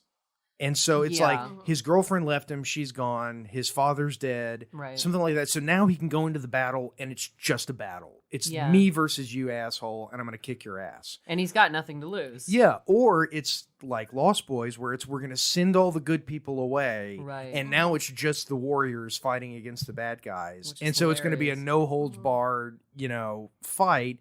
And it takes some of the consequences away, which is, what do you mean? well, because, if your wife or your kid are no longer in danger, then the consequence of the battle going bad is, well, your wife and kid aren't going to die. So it takes some of that away, but it makes it fun. Mm-hmm. Because now it's just, okay, go in there, Chuck Norris, and kick their asses. Well, and you've got nothing. Yeah, you've got nobody to shield, nobody who's kind of dragging you backwards at the same time, because your woman may not be a great fighter. Obviously, your kid probably isn't going to be. But yeah, that totally makes sense. But I also liked with the 80s movies is they didn't make the adults, the parent figures, stupid. I feel like so many shows from Nickelodeon to Disney, the parents are idiots. They're morons. The comedic character that are just so and they did not do that, and I don't ever remember any 80s movie thinking Ferris Bueller's parents were kind of stupid. I think that's why Stranger Things ignorant. Yeah. I think that's why Stranger Things worked so well as a love letter to the 80s, because the kids, if you make the parents stupid, you're pandering to the children who are watching your show. Yeah, and you're not teaching the children. You're not teaching them anything. You need to give them an edge. Yeah, but if you watch, E.T. or The Goonies or The Lost Boys, the parents aren't morons, but the kids aren't morons either. They're just dealing with this as kind of clever kids dealing with it, And that's why people who grew up in my generation are better. QED. No, okay, this would absolutely happen to me. Sorry to interrupt you, Allison. With Nanook being out in the yard, I would 100%, if there was a vampire running from my front yard and I was safe in my house, which it turns out they're not anyway, but if I thought that Millie was in any way in danger, I would absolutely run out to the yard to get her. That's a damn good dog. Yeah. No, of course you would. Well, if Sid was outside, Oh, you'd run and then just football Sigourney carry him Weaver back did Yeah. it in Aliens. They did that in all Yep, the movies. yep, The, yep. the pet had to be survived. That's why Aliens 3 made me so mad. The cat. Well, Yeah. no, because in Aliens 3, they make a point. They go out of their way of basically establishing that, like, yay, she saved Newt. She died. Mm-hmm. Oh. Well, That is true. Nate didn't. well, he owes Nanook. Nanook saved him. I'm going gonna to sing a power ballad and then kill you. Yeah. Lady. Ever since I first bathed in the garlic There we with go, garlic. holy water. Yep, November rain. No. We've gone to every good November Rain, Guns N' Roses, and Dun, Nanook dun, saves the dun, day dun, again. Da, da, da. Nanook. Yeah, I didn't even Rose. get wet, asshole. He's a dog. He knows how to Yeah. avoid a bath. Yeah, He exactly, pushes yeah, the- exactly, He yeah. pushes the vampire in. I am really bad. And then he licks his lips and yawns like, Yeah, no he's big so- deal, no big deal. I love that they kept that instead of keeping like a Wait, growling wait. sequence. Yeah, what were you gonna say? I Yeah. always watch for animals in movies because, like in the movie Cujo, that Saint Bernard is wagging his tail the whole time. Yeah. And he's Yeah. attacking them. He's having the time of Yeah, his he's life. having fun. And so I'm always like, okay, is the dog wagging his tail? It's That's- like the Well, that's why I always compare Cujo to like Jaws because there was a level of misunderstanding of both animals Yeah. that it's like Yeah. just because it's a big dog doesn't mean it's a vicious one. Like I understand that Cujo was crazy. I get. Oh I get yeah, all of look, that. see, this is that you got the old plumbing in the house. imploding plug. Oh yeah, no, you gotta get the vampire right out of that plumbing system. It's gonna ruin the whole thing. you Oh, know. leaky pipes. Oh, do you have a with septic tank vampires. or are you on city? Because if you're on septic, let me tell you, you're gonna have some problems now. Vampires in your pipes. We help the Lethal Weapon guys with the same We thing. do, We can yeah. help with great contracts. We'll fix any vampire clog for $29.99. So why does the vampire wait till he shines a light on him to jump down and just grab it? 'Cause, Dramatic like, right now- effect, because it's dramatic. Yeah. Yeah. Why didn't I you don't kill him mind taking earlier? apart movies I love. No, I'm glad. That's all we Jump do. on board Yeah. with us. Yeah, that's what we're here for. Look, Even movies we love, we do it. Yeah, especially movies I love. Yeah, That's the thing. I fun. mean, it's I love movies. Yeah, I can watch. So what's happening right now? He used a water gun with holy water in it. Oh right, And I that's forgot what about the makes water him let guns. go. Oh god. Yeah, there was a comic I saw once where there was a guy who I thought this is the most The clever bow and way of arrow. fighting vampires. He got ordained Like you do. over the internet because you can do that. You can Yes, get you ordained, and then he blessed his spit. And so if a vampire ever tried to attack him, he would just Oh, spit in dear his Lord. face and burn him. And I thought, that's using your noodle. Yes. That's See, You- I do wonder how they got a whole bathtub full of holy water. yeah. they stole yeah, it from the yeah, church. yeah. Yeah, they but filled their little water. I don't bottles even over think there. they keep that much in the. I mean, it must have been one of the full baptismal. No. They must have like gone around to like every Catholic church in the entire town. to Well, I get all think the it was holy probably water. about a 17% holy water solution. They Oh. probably went on the internet and they kind said, of like well, vinegar. Yeah, You gotta exactly, water yeah. it down a back little then. bit. So Got this it. is Yeah. before internet. I mean, how much holy water has to be in the water to kill the vampire? That's a good question. Can you dilute the holy water and just give them a very bad rash? Only if you, build up the concentrate with the garlic, but apparently garlic doesn't work on these vampires because the rules Holy- make no sense. Holy shit, that vampire exploded. Yeah. No, death by stereo. Yeah. Right line.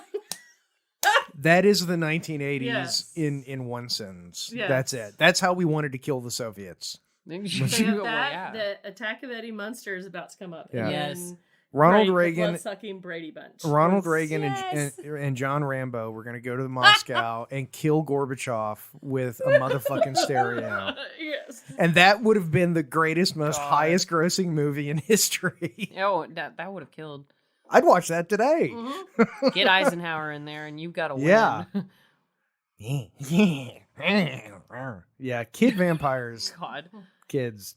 Well, I mean, Kirsten Dunst did that a few years later, and that was just as creepy. Like kid vampires, there's something wrong about it. Like Yeah. it's so. That's why they're not supposed to be made into vampires. Yeah, they actually Well, they ventured did- into that in Twilight. Mhm. There sadly, there was an episode of the old show Highlander, the TV series, there can only be one. where there was a whole thing about a kid who had been made an immortal when he was like 9. Yeah. and he's like 500 years old now. Mm-hmm. And so he just plays on the whole kid thing, and nobody suspects him of being anything because he's a kid. Well, that's apparently the thing, and I've read this not just in Twilight, but multiple vampire stories, where the whole problem with creating a child vampire is that they've never learned impulse control. So when no, I'm dead serious. That's true. When the bloodlust hits them, it hits them in a way that it doesn't hit adults, because they'll just rampage an entire town. Yeah. In one night, and not even think about the fact that, oh, I've eviscerated an entire city. I should Yeah. probably Yeah. skip town now. Like it. Apparently, Now that's go the sit on the danger. naughty step. You killed everyone in this town, young man. But And you did it in public, which embarrassed me. Now we have to move to Alaska. Yes. God. But when you go to the Kristen Boom! Dunst, I could so seeing how, at one point she wants to look like a woman. She's done with this. Yeah, she body doesn't of a understand. child. Yeah, she doesn't understand why she can't grow up. And Well, I think that was the thing in Highlander. Like, the kid, wanted to go to strip clubs and stuff.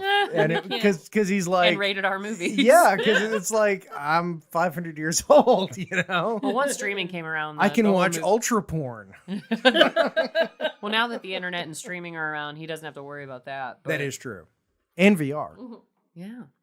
But I wonder how much of a challenge. I do much wonder what it would have been like to do this scene where Michael and David are just clutching on each other with their contacts and snarling at each other, and just it's so awkward. My blood is in your veins. I was So is I was mine. inside you. Ew. Wait. Hang on. He arrived. So at this point, there's David confirming that it was his blood. Yeah, that's true. Oh, there you go. All right. That I just got schooled. Darth got schooled. He really looks like he's enjoying it. He does. Yeah, that's sort of the thing. Like, oh, that's some All he good- needs is a gimp suit. Yeah. Now on the DVD, they have the still photos, and part of that was a animatronics Really? that they built of him, like a whole. A Oh. lot of the death scenes were. Oh, no wonder Were the rest of the movie animatronics has that such came. terrible effects. They spent all the Yeah, money they on blew, that. yeah, they blew their money on the animatronics. That's great. Thou shalt not kill. Thou shalt not kill. It's so creepy. Because Yeah, they had one of yeah. him, one of the guy for the stereo, and one of the bathtub guy. Michael. Michael. Did you kill the vampire? Michael. And I love this because Edward Herrmann comes in and everything just seems normal. Like, boys, what did you get into? Like, Yeah. and there are all these dead bodies Yeah. around. he goes full Ed Herman. Yeah. And that's it. Well, you know? and not just even before he becomes the vampire, because he sees dead Kiefer Sutherland, sort of touches his chest, and he's like, oh no, it seems my boys got into a spot of trouble. And I was like, that's the most underwhelming response I've ever heard to your coven being murdered. But not if that original ending was supposed to happen where Yes, David wasn't yeah, actually dead. Yeah. He just got into a spot of trouble. Because it sort of makes it look like Ed Herman has been doing this for a long time and screwing it up. Like every this is you know, Vampire like, Coven 5.0 or great, whatever. Now I got to go start a new coven. Do you have any idea how much trouble that is? The paperwork alone. But I do remember this scene with his reaction, and it was like, because they really did a good job of pushing the thought that he was involved at all. They did. Yeah. Away that just sitting there going, wait, why is he not freaking out? There's a dead Right, guy with yeah. antler horns through his body. In his new girlfriend's house. Like, Yeah. You know what this movie needs? Rick and Morty. No, I was going to say Batman. Batman. It's always one or the other. I'm Batman. Well, the But- rule is every movie could be improved with the addition of Batman. I know. And Batman would, because he would just show up and beat the shit out of Ed Herman right now. Yeah, he would. You know, the real twist would be if the actual head vampire was the grandma from the Gilmore Girls. That's Kelly some Bishop, we love shit you. there. Oh my god. No, I would believe her more than Edward Herman. I as a actually- vampire. yeah, Jesus, she's awesome. Yeah. Lorelai. Lorelai. I'm just so You're a angry. disappointing whore, Lorelai. This, my dear girl, is not a mistake. I just summed up the entire Gilmore Girls. You did. Yeah. No, that's exactly what it is. Rory's perfect. Lorelai's horrible. The end. But yeah, so Edward Herman of all people is the Grand Moff Tarkin. Yeah, yeah, of yeah. vampires. He's And I the love Jar that Jar Binks of this whole. Oh, Ahmed Best, we love you. We love you so much, Yeah. Ahmed. Means he gonna make you a vampire. Oh God. Just one big. And so we come to the crux of the plot is that Edward Herrmann. This was all his idea to get his vampire sons to turn Lucy's sons, Sam and Michael, into vampires, so that she wouldn't have any choice but to be his vampire bride. I love that he does it, and he still sticks his tongue out, a la Alice Cooper. Yeah, it's like an Alice Cooper, Billy Idol moment where it's like, it's a nice day for a vampire wedding. Michael, no. Yeah, Michael tries to save the day. Oh, I didn't think that through. No, not at all. I'll attack you with this, but I won't attack you with the sharp, pointy end. I'll run at you with it long ways. Yeah, this entire group of people can't do anything against the grand Ha ha vampire. ha. First I'll kill you, then I'll give you a lecture on the day that hieroglyphics were interpreted for the first time. Do you understand that it's important to put 10% back from your paycheck, Samuel? He's so not a vampire lord. Yeah, exactly, yeah. By the way, have you ever heard the real story about how World War II began? Let me tell you. Do you know that Christ wasn't born in December? No, Ed Herrmann, no! Yeah, he's about to bite Sam, but then of all things that could possibly happen, the grandpa smashes through his own house, Lethal Weapon style. Hell yeah. And impales. Oh. Thankfully, there's that banister right in the way. Yeah. That aimed perfectly through Ed Herrmann's chest and killed the lead vampire. And it is nice that at the end of the movie, it's the old guy who saves everybody. The crotchety old guy who's like, yeah, you bunch of young idiots. Well, I'll show up and save your asses. He seems so just worthless. like I did in World War One. But he seems so worthless up until this point because he smokes weed, he's passed out on the porch, and then even the night that Michael is out You realize all night, you're describing at least 3 presidents. You said it. I did. I said squanch. I didn't say the other. No, but seriously, the grandpa seems kind of useless the entire time. But then, even when Michael's out all night and he's like, well, at least somebody besides me got laid. Like, nothing about the grandpa can be taken seriously. And then he saves the day. Yeah, exactly. It's a Superman ending. Yeah, and, it is. Like, my teachers used to tell me in school all the time, like, when we would write stories, I don't want a Superman ending. Yeah. Don't give me Dorothy wakes up from her dream and it was all fake. I want a real ending. I want you to resolve the problems that you create for your characters. Don't do this Superman shit where he flies in and saves the day. Poor laddie. And then it's over. Poor laddie. Ew. Poor Lord. Who's Irish? We talk about the running away in this final scene when Michael comes out and attacks Edward Herrmann. Yes. I think at that point, if I was stuck he arrives in that out. room, that I would have gone out that back door behind me. I would have just turned around and run. Yes. I would have gotten the moment I saw Michael's face, I would have been out that door. I would have gotten in a vehicle with gasoline in it and driven away very quickly and gone to a different town. Yes. With gasoline or... and I would have gone to a church and I would have lived there. Yes. Exactly. Well, no, I would have gone to a gun store, bought everything they had, then gone to a church and then lived there. But I'd need silver bullets, so that would be the hard part. But that's for vampires. I mean, that's for werewolves. Well, actually, in Silver, in True Blood, silver works. Well, true. They don't establish. True Blood's better than Twilight. I'm going to give you that. Well, okay. What is yes, it, though? yes. I mean, yeah, that's a pretty low bar. Alexander Skarsgård, I love you. I always will. But yeah, next up, ladies and gentlemen, I love that Amazon just has a movie queued up for me, and in this case, it says it's Jaws. Speaking of which, Alicen brought an amazing collection. The shark. She brought the shark pop doll version of Jaws, chewing on the oxygen tank. Real quick, how would you like to be credited as Surf Nazi number 4? Awesome. I'm in.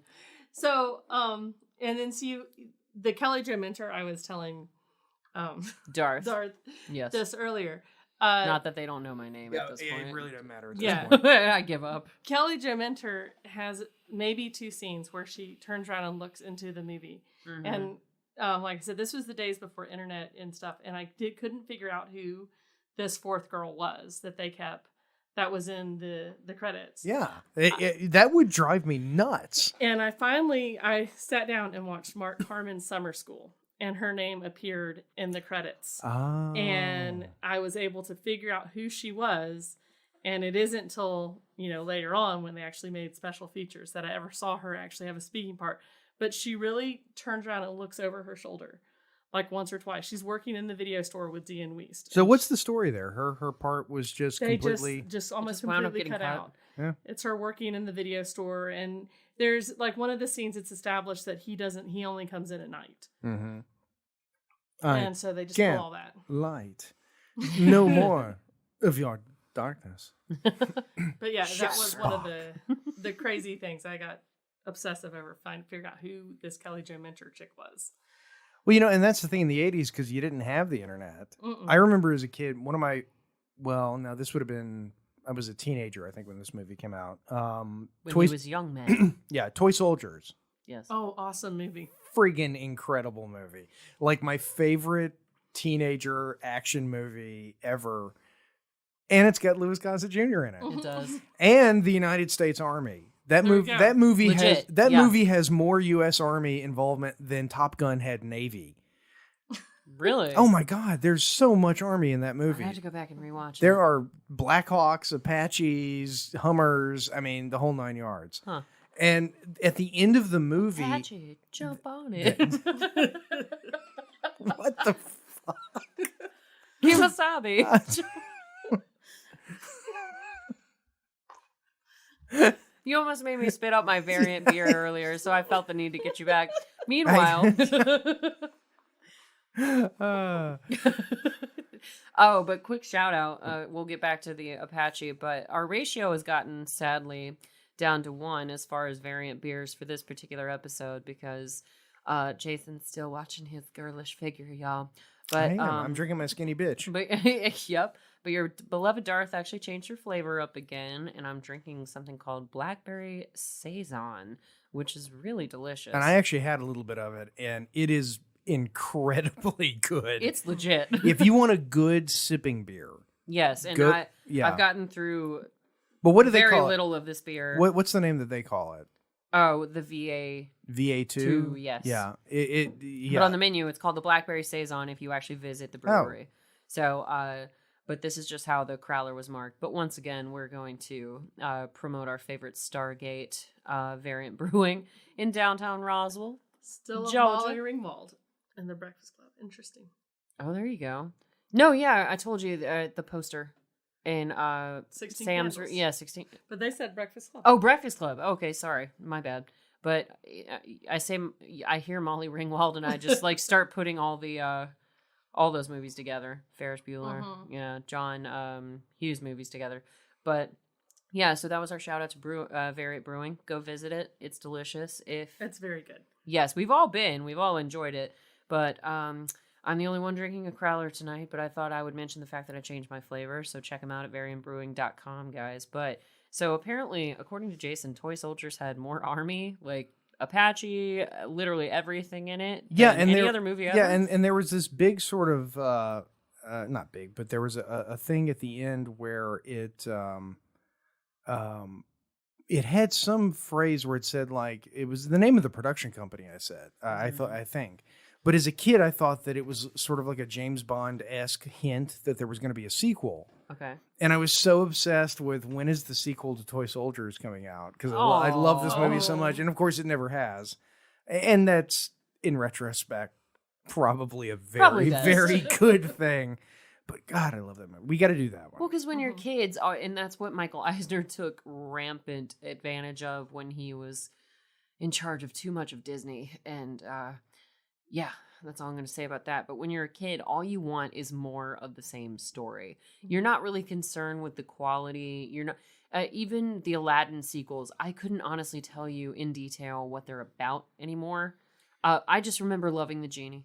Well, I mean, we watched The Lion King. My son had never seen The Lion King, so we watched it this weekend. Before you took him to the live action one, I would have. We're not going to go see the live action. Thank God. Oh, No. God. I have no interest in that movie. Yeah, it's Literally sort of none. Yeah, it's sort of like Aladdin. It's not that it's a live action; it's a live action remake, and I don't need a remake of a movie that I know is really good.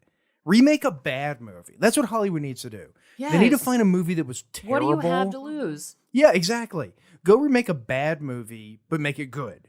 Yes, You kind know? of like Allison's whole idea of making a Lost Boys, but making it menacing and scary and spooky. That'd be awesome. You need to change it, but like when an '80s remake that got me because it was another one of my films that I always went back to watch was Red Dawn.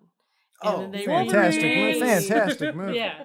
Then they remade it, and my first question was when the remake is the first one took place during the Cold War. We actually had So big who were the bad- villains who going to were be? the Right, villains. exactly. So there wasn't that outward paranoia, I guess, what you call it. There wasn't that cultural paranoia, Yeah. where everyone What was experiencing the bad it. Russians and Right. and the communism. So you didn't have that piece to it. However, there were parts of the movie that I did enjoy, but it was more smaller things, details that they added. Okay. Because like at one point in the newer version that they go into a Subway and the people at Subway are like giving them all their food and stuff for the kids to take back up in the town. I enjoyed seeing how the town was. It wasn't reacting to them. It just it was they were helping them, but then I felt that they took away some of the death scene with Charlie Sheen and Patrick Swayze at the end of Yes. Dawn. Yeah. They completely do away with that. Well, and the way that Thor dies, it's just so sudden. It's so fast, and he had Patrick Spoiler Swayze's alerts. character. Sorry. All across. Yeah. No, we do that all the time. Well, see, and I'm okay with the sudden, shocking death thing. They do that every once in a while. You get a movie or a TV show. What was that Scorsese film with DiCaprio in it? The Departed? The Departed. Yeah, The Departed. But the thing with The Departed is that death scene is like the best death scene ever because it's how death actually happens, which is like you've got a dude that's you're keeping up with and bam, he's dead. Well, and I actually, I was so proud of myself. I called that movie because they dismissed Marky Mark about halfway through it. Yeah. And I was like, oh, Marky Mark's coming back and he's owning business. He's going to come back and everything's going down. And I was 100% right. Yeah, absolutely. Oh my God, I was so proud of myself for calling that movie. It was so good. God, that movie was brilliant. But you liked that character from The Departed. Yes. As much as I like Chris Helmsworth as an actor, him, and it wasn't even him just taking over Patrick Swayze's role. Yeah. How they presented him, it just wasn't. It wasn't I didn't the feel same. the same way. I didn't. Yeah. There was no connection between these two brothers. They were right. The whole movie. They don't do that anymore. It's like they can't get families right anymore in movies. Where the older brother, younger brother, the Goonies, the Josh Brolin, Big Brother, and Sean Astin. Sean Astin. So they can't. For some reason, it's like they just don't know how to do that.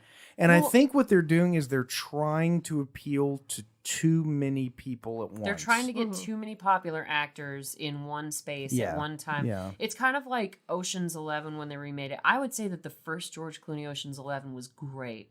That one did a good job. Well, but then they started doing sequels, and then they just started adding. Well, what was the last one where it was like Ocean's 8 with the women? Yeah. John Mulaney's got a joke about that too, Jason. No, I won't do it. Yeah. But they're literally just pandering. Like, oh, we've got Mindy Kaling. We've got what I don't even know that she was in it, but like we've got Rihanna. We've got who all was even in? I didn't see. I mean, Anne Hathaway. Anne Hathaway, I think. Yeah, she was in it. Yeah. But the thing with Ocean's Susan- 11 is that Ocean's 11, the original one, came out so long ago.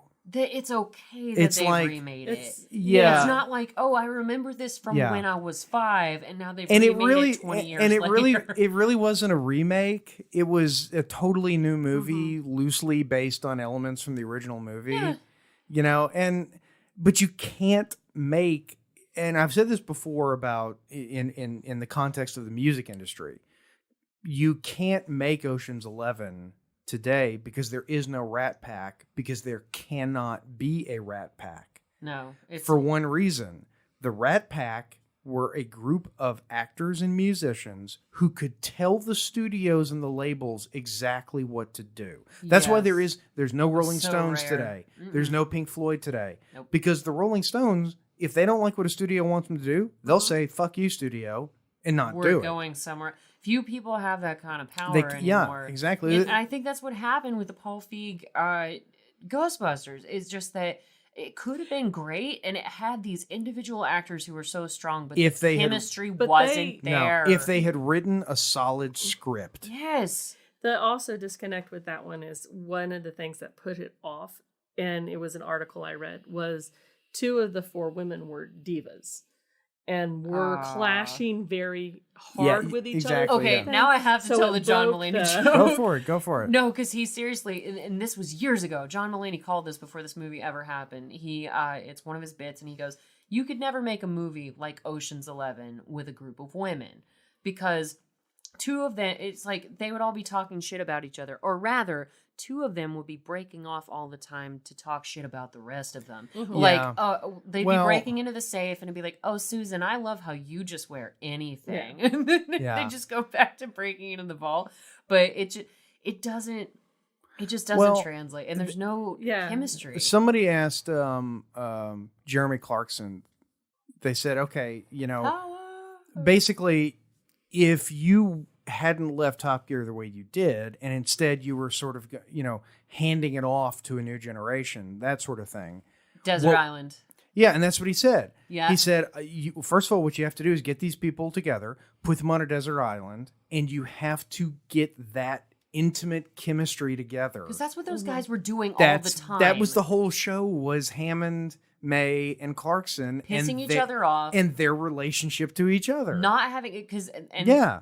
I think it was a Will Ferrell. It was one of those memes with Will Ferrell on it, where he had the '80s glasses with the '80s backdrop, like he was taking a photo shot. Like, I don't know, but it was like, never marry a person until you've seen how they react to a slow internet connection, and it's the same concept. Yes. Never, like, and he's got that. Clarkson's got that so Yeah. right, because go Yeah. on a trip internationally with someone, get wildly inconvenienced, get hungry, get Yeah. grumpy, see how bad that person's Yeah. gonna be. Smell their farts.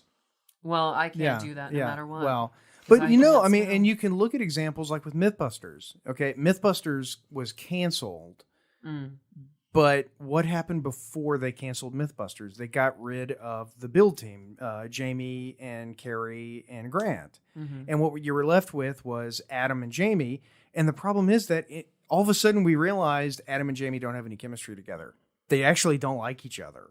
And it's pretty obvious. That's why they're not on a show together now. No, Like, that's why Adam's got Mythbusters. Adam's got it. Well, Adam Junior? had Savage Builds just premiered. Oh, yeah, it's really good. Sorry, I'm mixing them up. One's got Mythbusters Junior and No, Adam's got- no, he does both. he's I don't, doing I don't, both. I don't Okay, think. my Yeah, bad. I don't think Jamie's not doing anything? He's not, Okay. fronting a TV show. Got it. But and that's the thing. That's what they can't make nowadays, because there's this terror in the industry. Like, I want to go see Top Gun because of Tom Cruise, and I'll Val say that. Kilmer. Well, I think Val Kilmer's part's going to be pretty small. No, I think this is going to be like his Carrie Elway style comeback, because we had a moment where like people were He's kind of doing like, pretty bad health wise. I know he is, Yeah. but you never know. I Like, love and I'm it. not saying that Carrie Elways was ever doing bad health wise. My literal favorite celebrity, Carrie, you're my favorite man in the entire world, and you would always know this. Did you Anyway, watch Psych? The TV show Psych? I watched it. Okay, I've seen it, yeah. Psych is not a great show, but I love it. It's a fun. It's a fun show. It's a fun show. I love the Is Carrie characters. Elways in it? Yeah, Carrie Elways is a recurring. He's like Oh, this, then now I'll watch it. No, Carrie Elways plays the super bad guy. Then now I will who, 100% watch it. He is established as the super bad guy, but then it becomes that character that he's the super bad guy that for some reason they have to be on the same side with him. And it's common awesome. enemy sort of Yeah, thing. because it's awesome because it's Carrie Elways. Yes. And- No, but like what I'm saying about Val Kilmer versus like Carrie always did not go out the deep end the way Val Kilmer did, but he, he had the brown hair in Liar Liar, and people didn't know what to do with that. There was just a violent reaction to like, oh my God, what is he doing? Not looking like Wesley from The Princess Bride. Right, Whereas yeah. Val Kilmer went way off the deep end. But I think if Val Kilmer wants this to be, this could be I would love his it if that turning was point. true, but I suspect that in the trailer for Top Gun Maverick, the casket you see, I have a feeling I have a real feeling that's Iceman's casket. Are we sure it's not a flashback to Goose? No.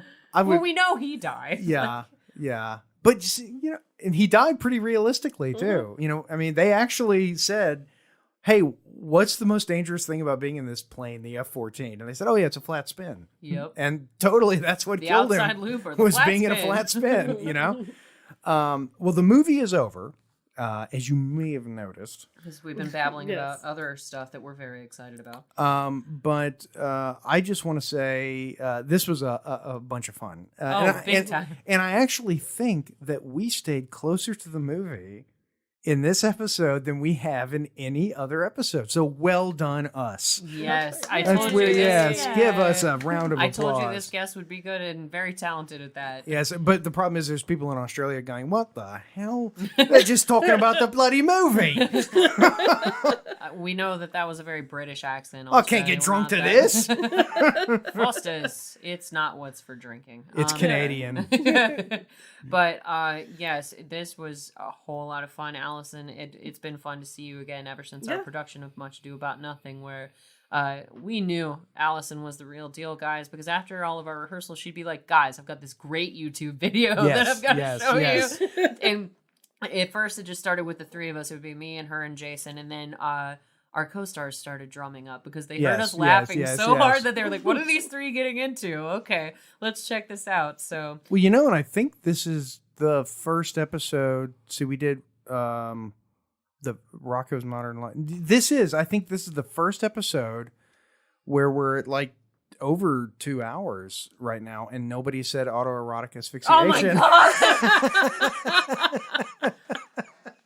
Well, okay, listeners, here's the big thing is that you'll actually get to hear your beloved Darth say those words in an upcoming episode. I'm not going to tell you which one. I refused to say it for a while, but the boys finally tricked me into saying it or something. One of the Adams. I got frustrated. No, it was you or Adam. Yeah. One of the Adams. All the Adams. All the Adams look alike. God. But except that one, he's the good Adam. Yeah, that one that we actually like. The other ones suck. But seriously, this has been an absolute blast. So, Alicen, thank you so much for joining us in studio, and we will definitely have to have you back. So, you pick another movie that you love, and we will get you back here lickety split. Yeah, and that's a huge list. So we can. Hey, just keep coming back. We don't have much to do. Yeah, we don't have social lives. We don't have hobbies. Yeah, you know. Well, on that note, and I do want to say, please go out to Instagram and check out the pictures because you have to see this shark and you have to see our little, especially little David, because he's eating Chinese. David. He's eating Chinese food. He is. Are they maggots? No, it's Chinese. Not food, Chinese food. But go out there, check us out at Hindsight is Horrifying. We got there first. We got it there. Yes. Screw you, Twitter. And but you can see us on Facebook. You can find us on Twitter. You can find me on Twitter or Instagram at North Foggy. On Twitter only, I am at Darth_Jader_. I do not exist on the Instagram except through our Hindsight is Horrifying, which promotes the hell out of my lifestyle anyway. So I don't feel the need to have an Instagram. Yes. Alicen, is there any place that people can find you online that you'd like to share, or any upcoming projects, or anything that you would like to share? Are you working on anything with Act 1 right now? Just the props. Starting on that for the production of Big. Big the musical, which is coming up. What are the show dates for Big the Musical so people can check it out? Do we? Okay. This is me. By the way, this is me pulling a straight face. I'm not making any comments on the selection of We'll do that once we get off the microphone. Yeah. Mm-hmm. So anyway, what Darth will do is they thinking? I will. Thank you for that. I will put any announcements that you would like for us to include in the show notes when I describe that you were on the show. So thank you so much for coming on. Any final thoughts for this movie that you picked today? It was a blast. I think it's a great movie, and it does. Carry Alf to Seinfeld. Oh yeah, that's true. Okay, this is a tough one. This is so let's familiarize Alicen. So I've done this a couple of times. So Jason, why don't you explain it this time? Well, we have scientifically, and we're still waiting on we're still waiting on recognition from the Institute of Standards. But we have scientifically devised a scale with which to analyze movies from the 80s, 90s, etc. Which is to say, is it a movie? Not just a movie that held up, but imagine a movie that you watched as a kid and you thought, oh, it's fantastic. I love this movie. And then you watch it as a grown-up and you go, that was a big pile of poo. Oh, God. I've had those. Yeah. Which we use Alf as the reference Yes. setting for that, because Alf as kids, Alf was like the best. I never liked it. I loved it as a kid, and it's as an adult, it's just so bad. I was right there when it aired So on bad. TV, but I could not get into Alf. Well, the opposite end of the spectrum is Seinfeld, which Seinfeld and Darth and I have a little different view of this. I love Seinfeld from the beginning. She didn't. To her, Seinfeld was like being in a grocery store with your mom. Your mom runs into one of her friends and then proceeds to have a 45-minute conversation about whatever the hell it was your parents talked about. Paint or stuff. Paneling. Wood paneling. we just redecorated the house. Yeah. Corn yellow, blah, blah, blah. Yeah. Yak, yak, yak. And meanwhile, you're looking around the grocery store reading every box of cereal, trying to entertain yourself. But then you watch it as an adult and you realize, oh my God, this is good. This is fantastic. So the Alf to Seinfeld scale is sort of the reference. It's the reference scale for saying, how does it relate to you then? Or how did it relate to you then? But how is it now? With Alf being the worst. With and Alf being the Seinfeld worst being and Seinfeld being the best. I would say putting it still closer to Seinfeld. I was not disappointed when I rewatched it last night. In fact, my 15-year-old watched it with me, and he's like, that was pretty good. That he still could enjoy it as well. Even with the dated and the special effects and everything. I actually have to say, I sort of enjoyed it more watching it now than I did whenever I was younger watching it. When I was younger, for, whatever reasons, it was good. Yeah, but I wasn't a huge fan of it. Now I'm watching it going... This is pretty fantastic for what it is. I would give it... I'm gonna give it a 7. That's my vote. 7. This was one of the 2 movies that I could do line for line when I was a kid. I What's watched the other it one, that Allison? many times. Breakfast Club. Yes. That's a lot of we gotta cocaine. do- That is a lot of cocaine. We got to do that movie too. And I think What was the other one? Breakfast Club. Oh, Breakfast Club, yeah. And one of our former I guests... thought you said 7. Sorry. God. Well, for me, this movie, I'd say this movie receives a solid 6.5. That's where it exists on the scale. Yeah. Considering Yeah, I never saw yeah. it as a child. So there you go. Or I a would younger person. I don't know. Yeah, I don't think this has fallen as being not. It still remains one of my favorite films. So I'm going to say probably 8 to 9. Okay. Probably not There my you go. That works. favorite anymore. But Well, one interesting thing about this is I'm looking over at the screen right now. At and- recommended movies. Yeah, well, no, I was actually looking at the picture because one thing you'll notice, like if you go to Amazon today and you look for The Goonies, you'll see a picture that you've never seen before because it's not the movie poster of The Goonies.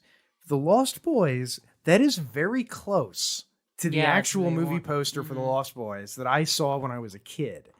I still have mine. Yeah, well, I mean, and that's that, with the girl who, sort of looks like Jennifer Connelly in that picture. God, he's obsessed with Jennifer Connelly. Oh, she's in the new Top Gun. I know. I'm so excited. I knew that Yeah. was... They just said, let's get Jennifer Connelly and give her Kelly McGillis hair. We just need for Jason to come and see this movie. How do we do that? Jennifer Connelly. Yeah.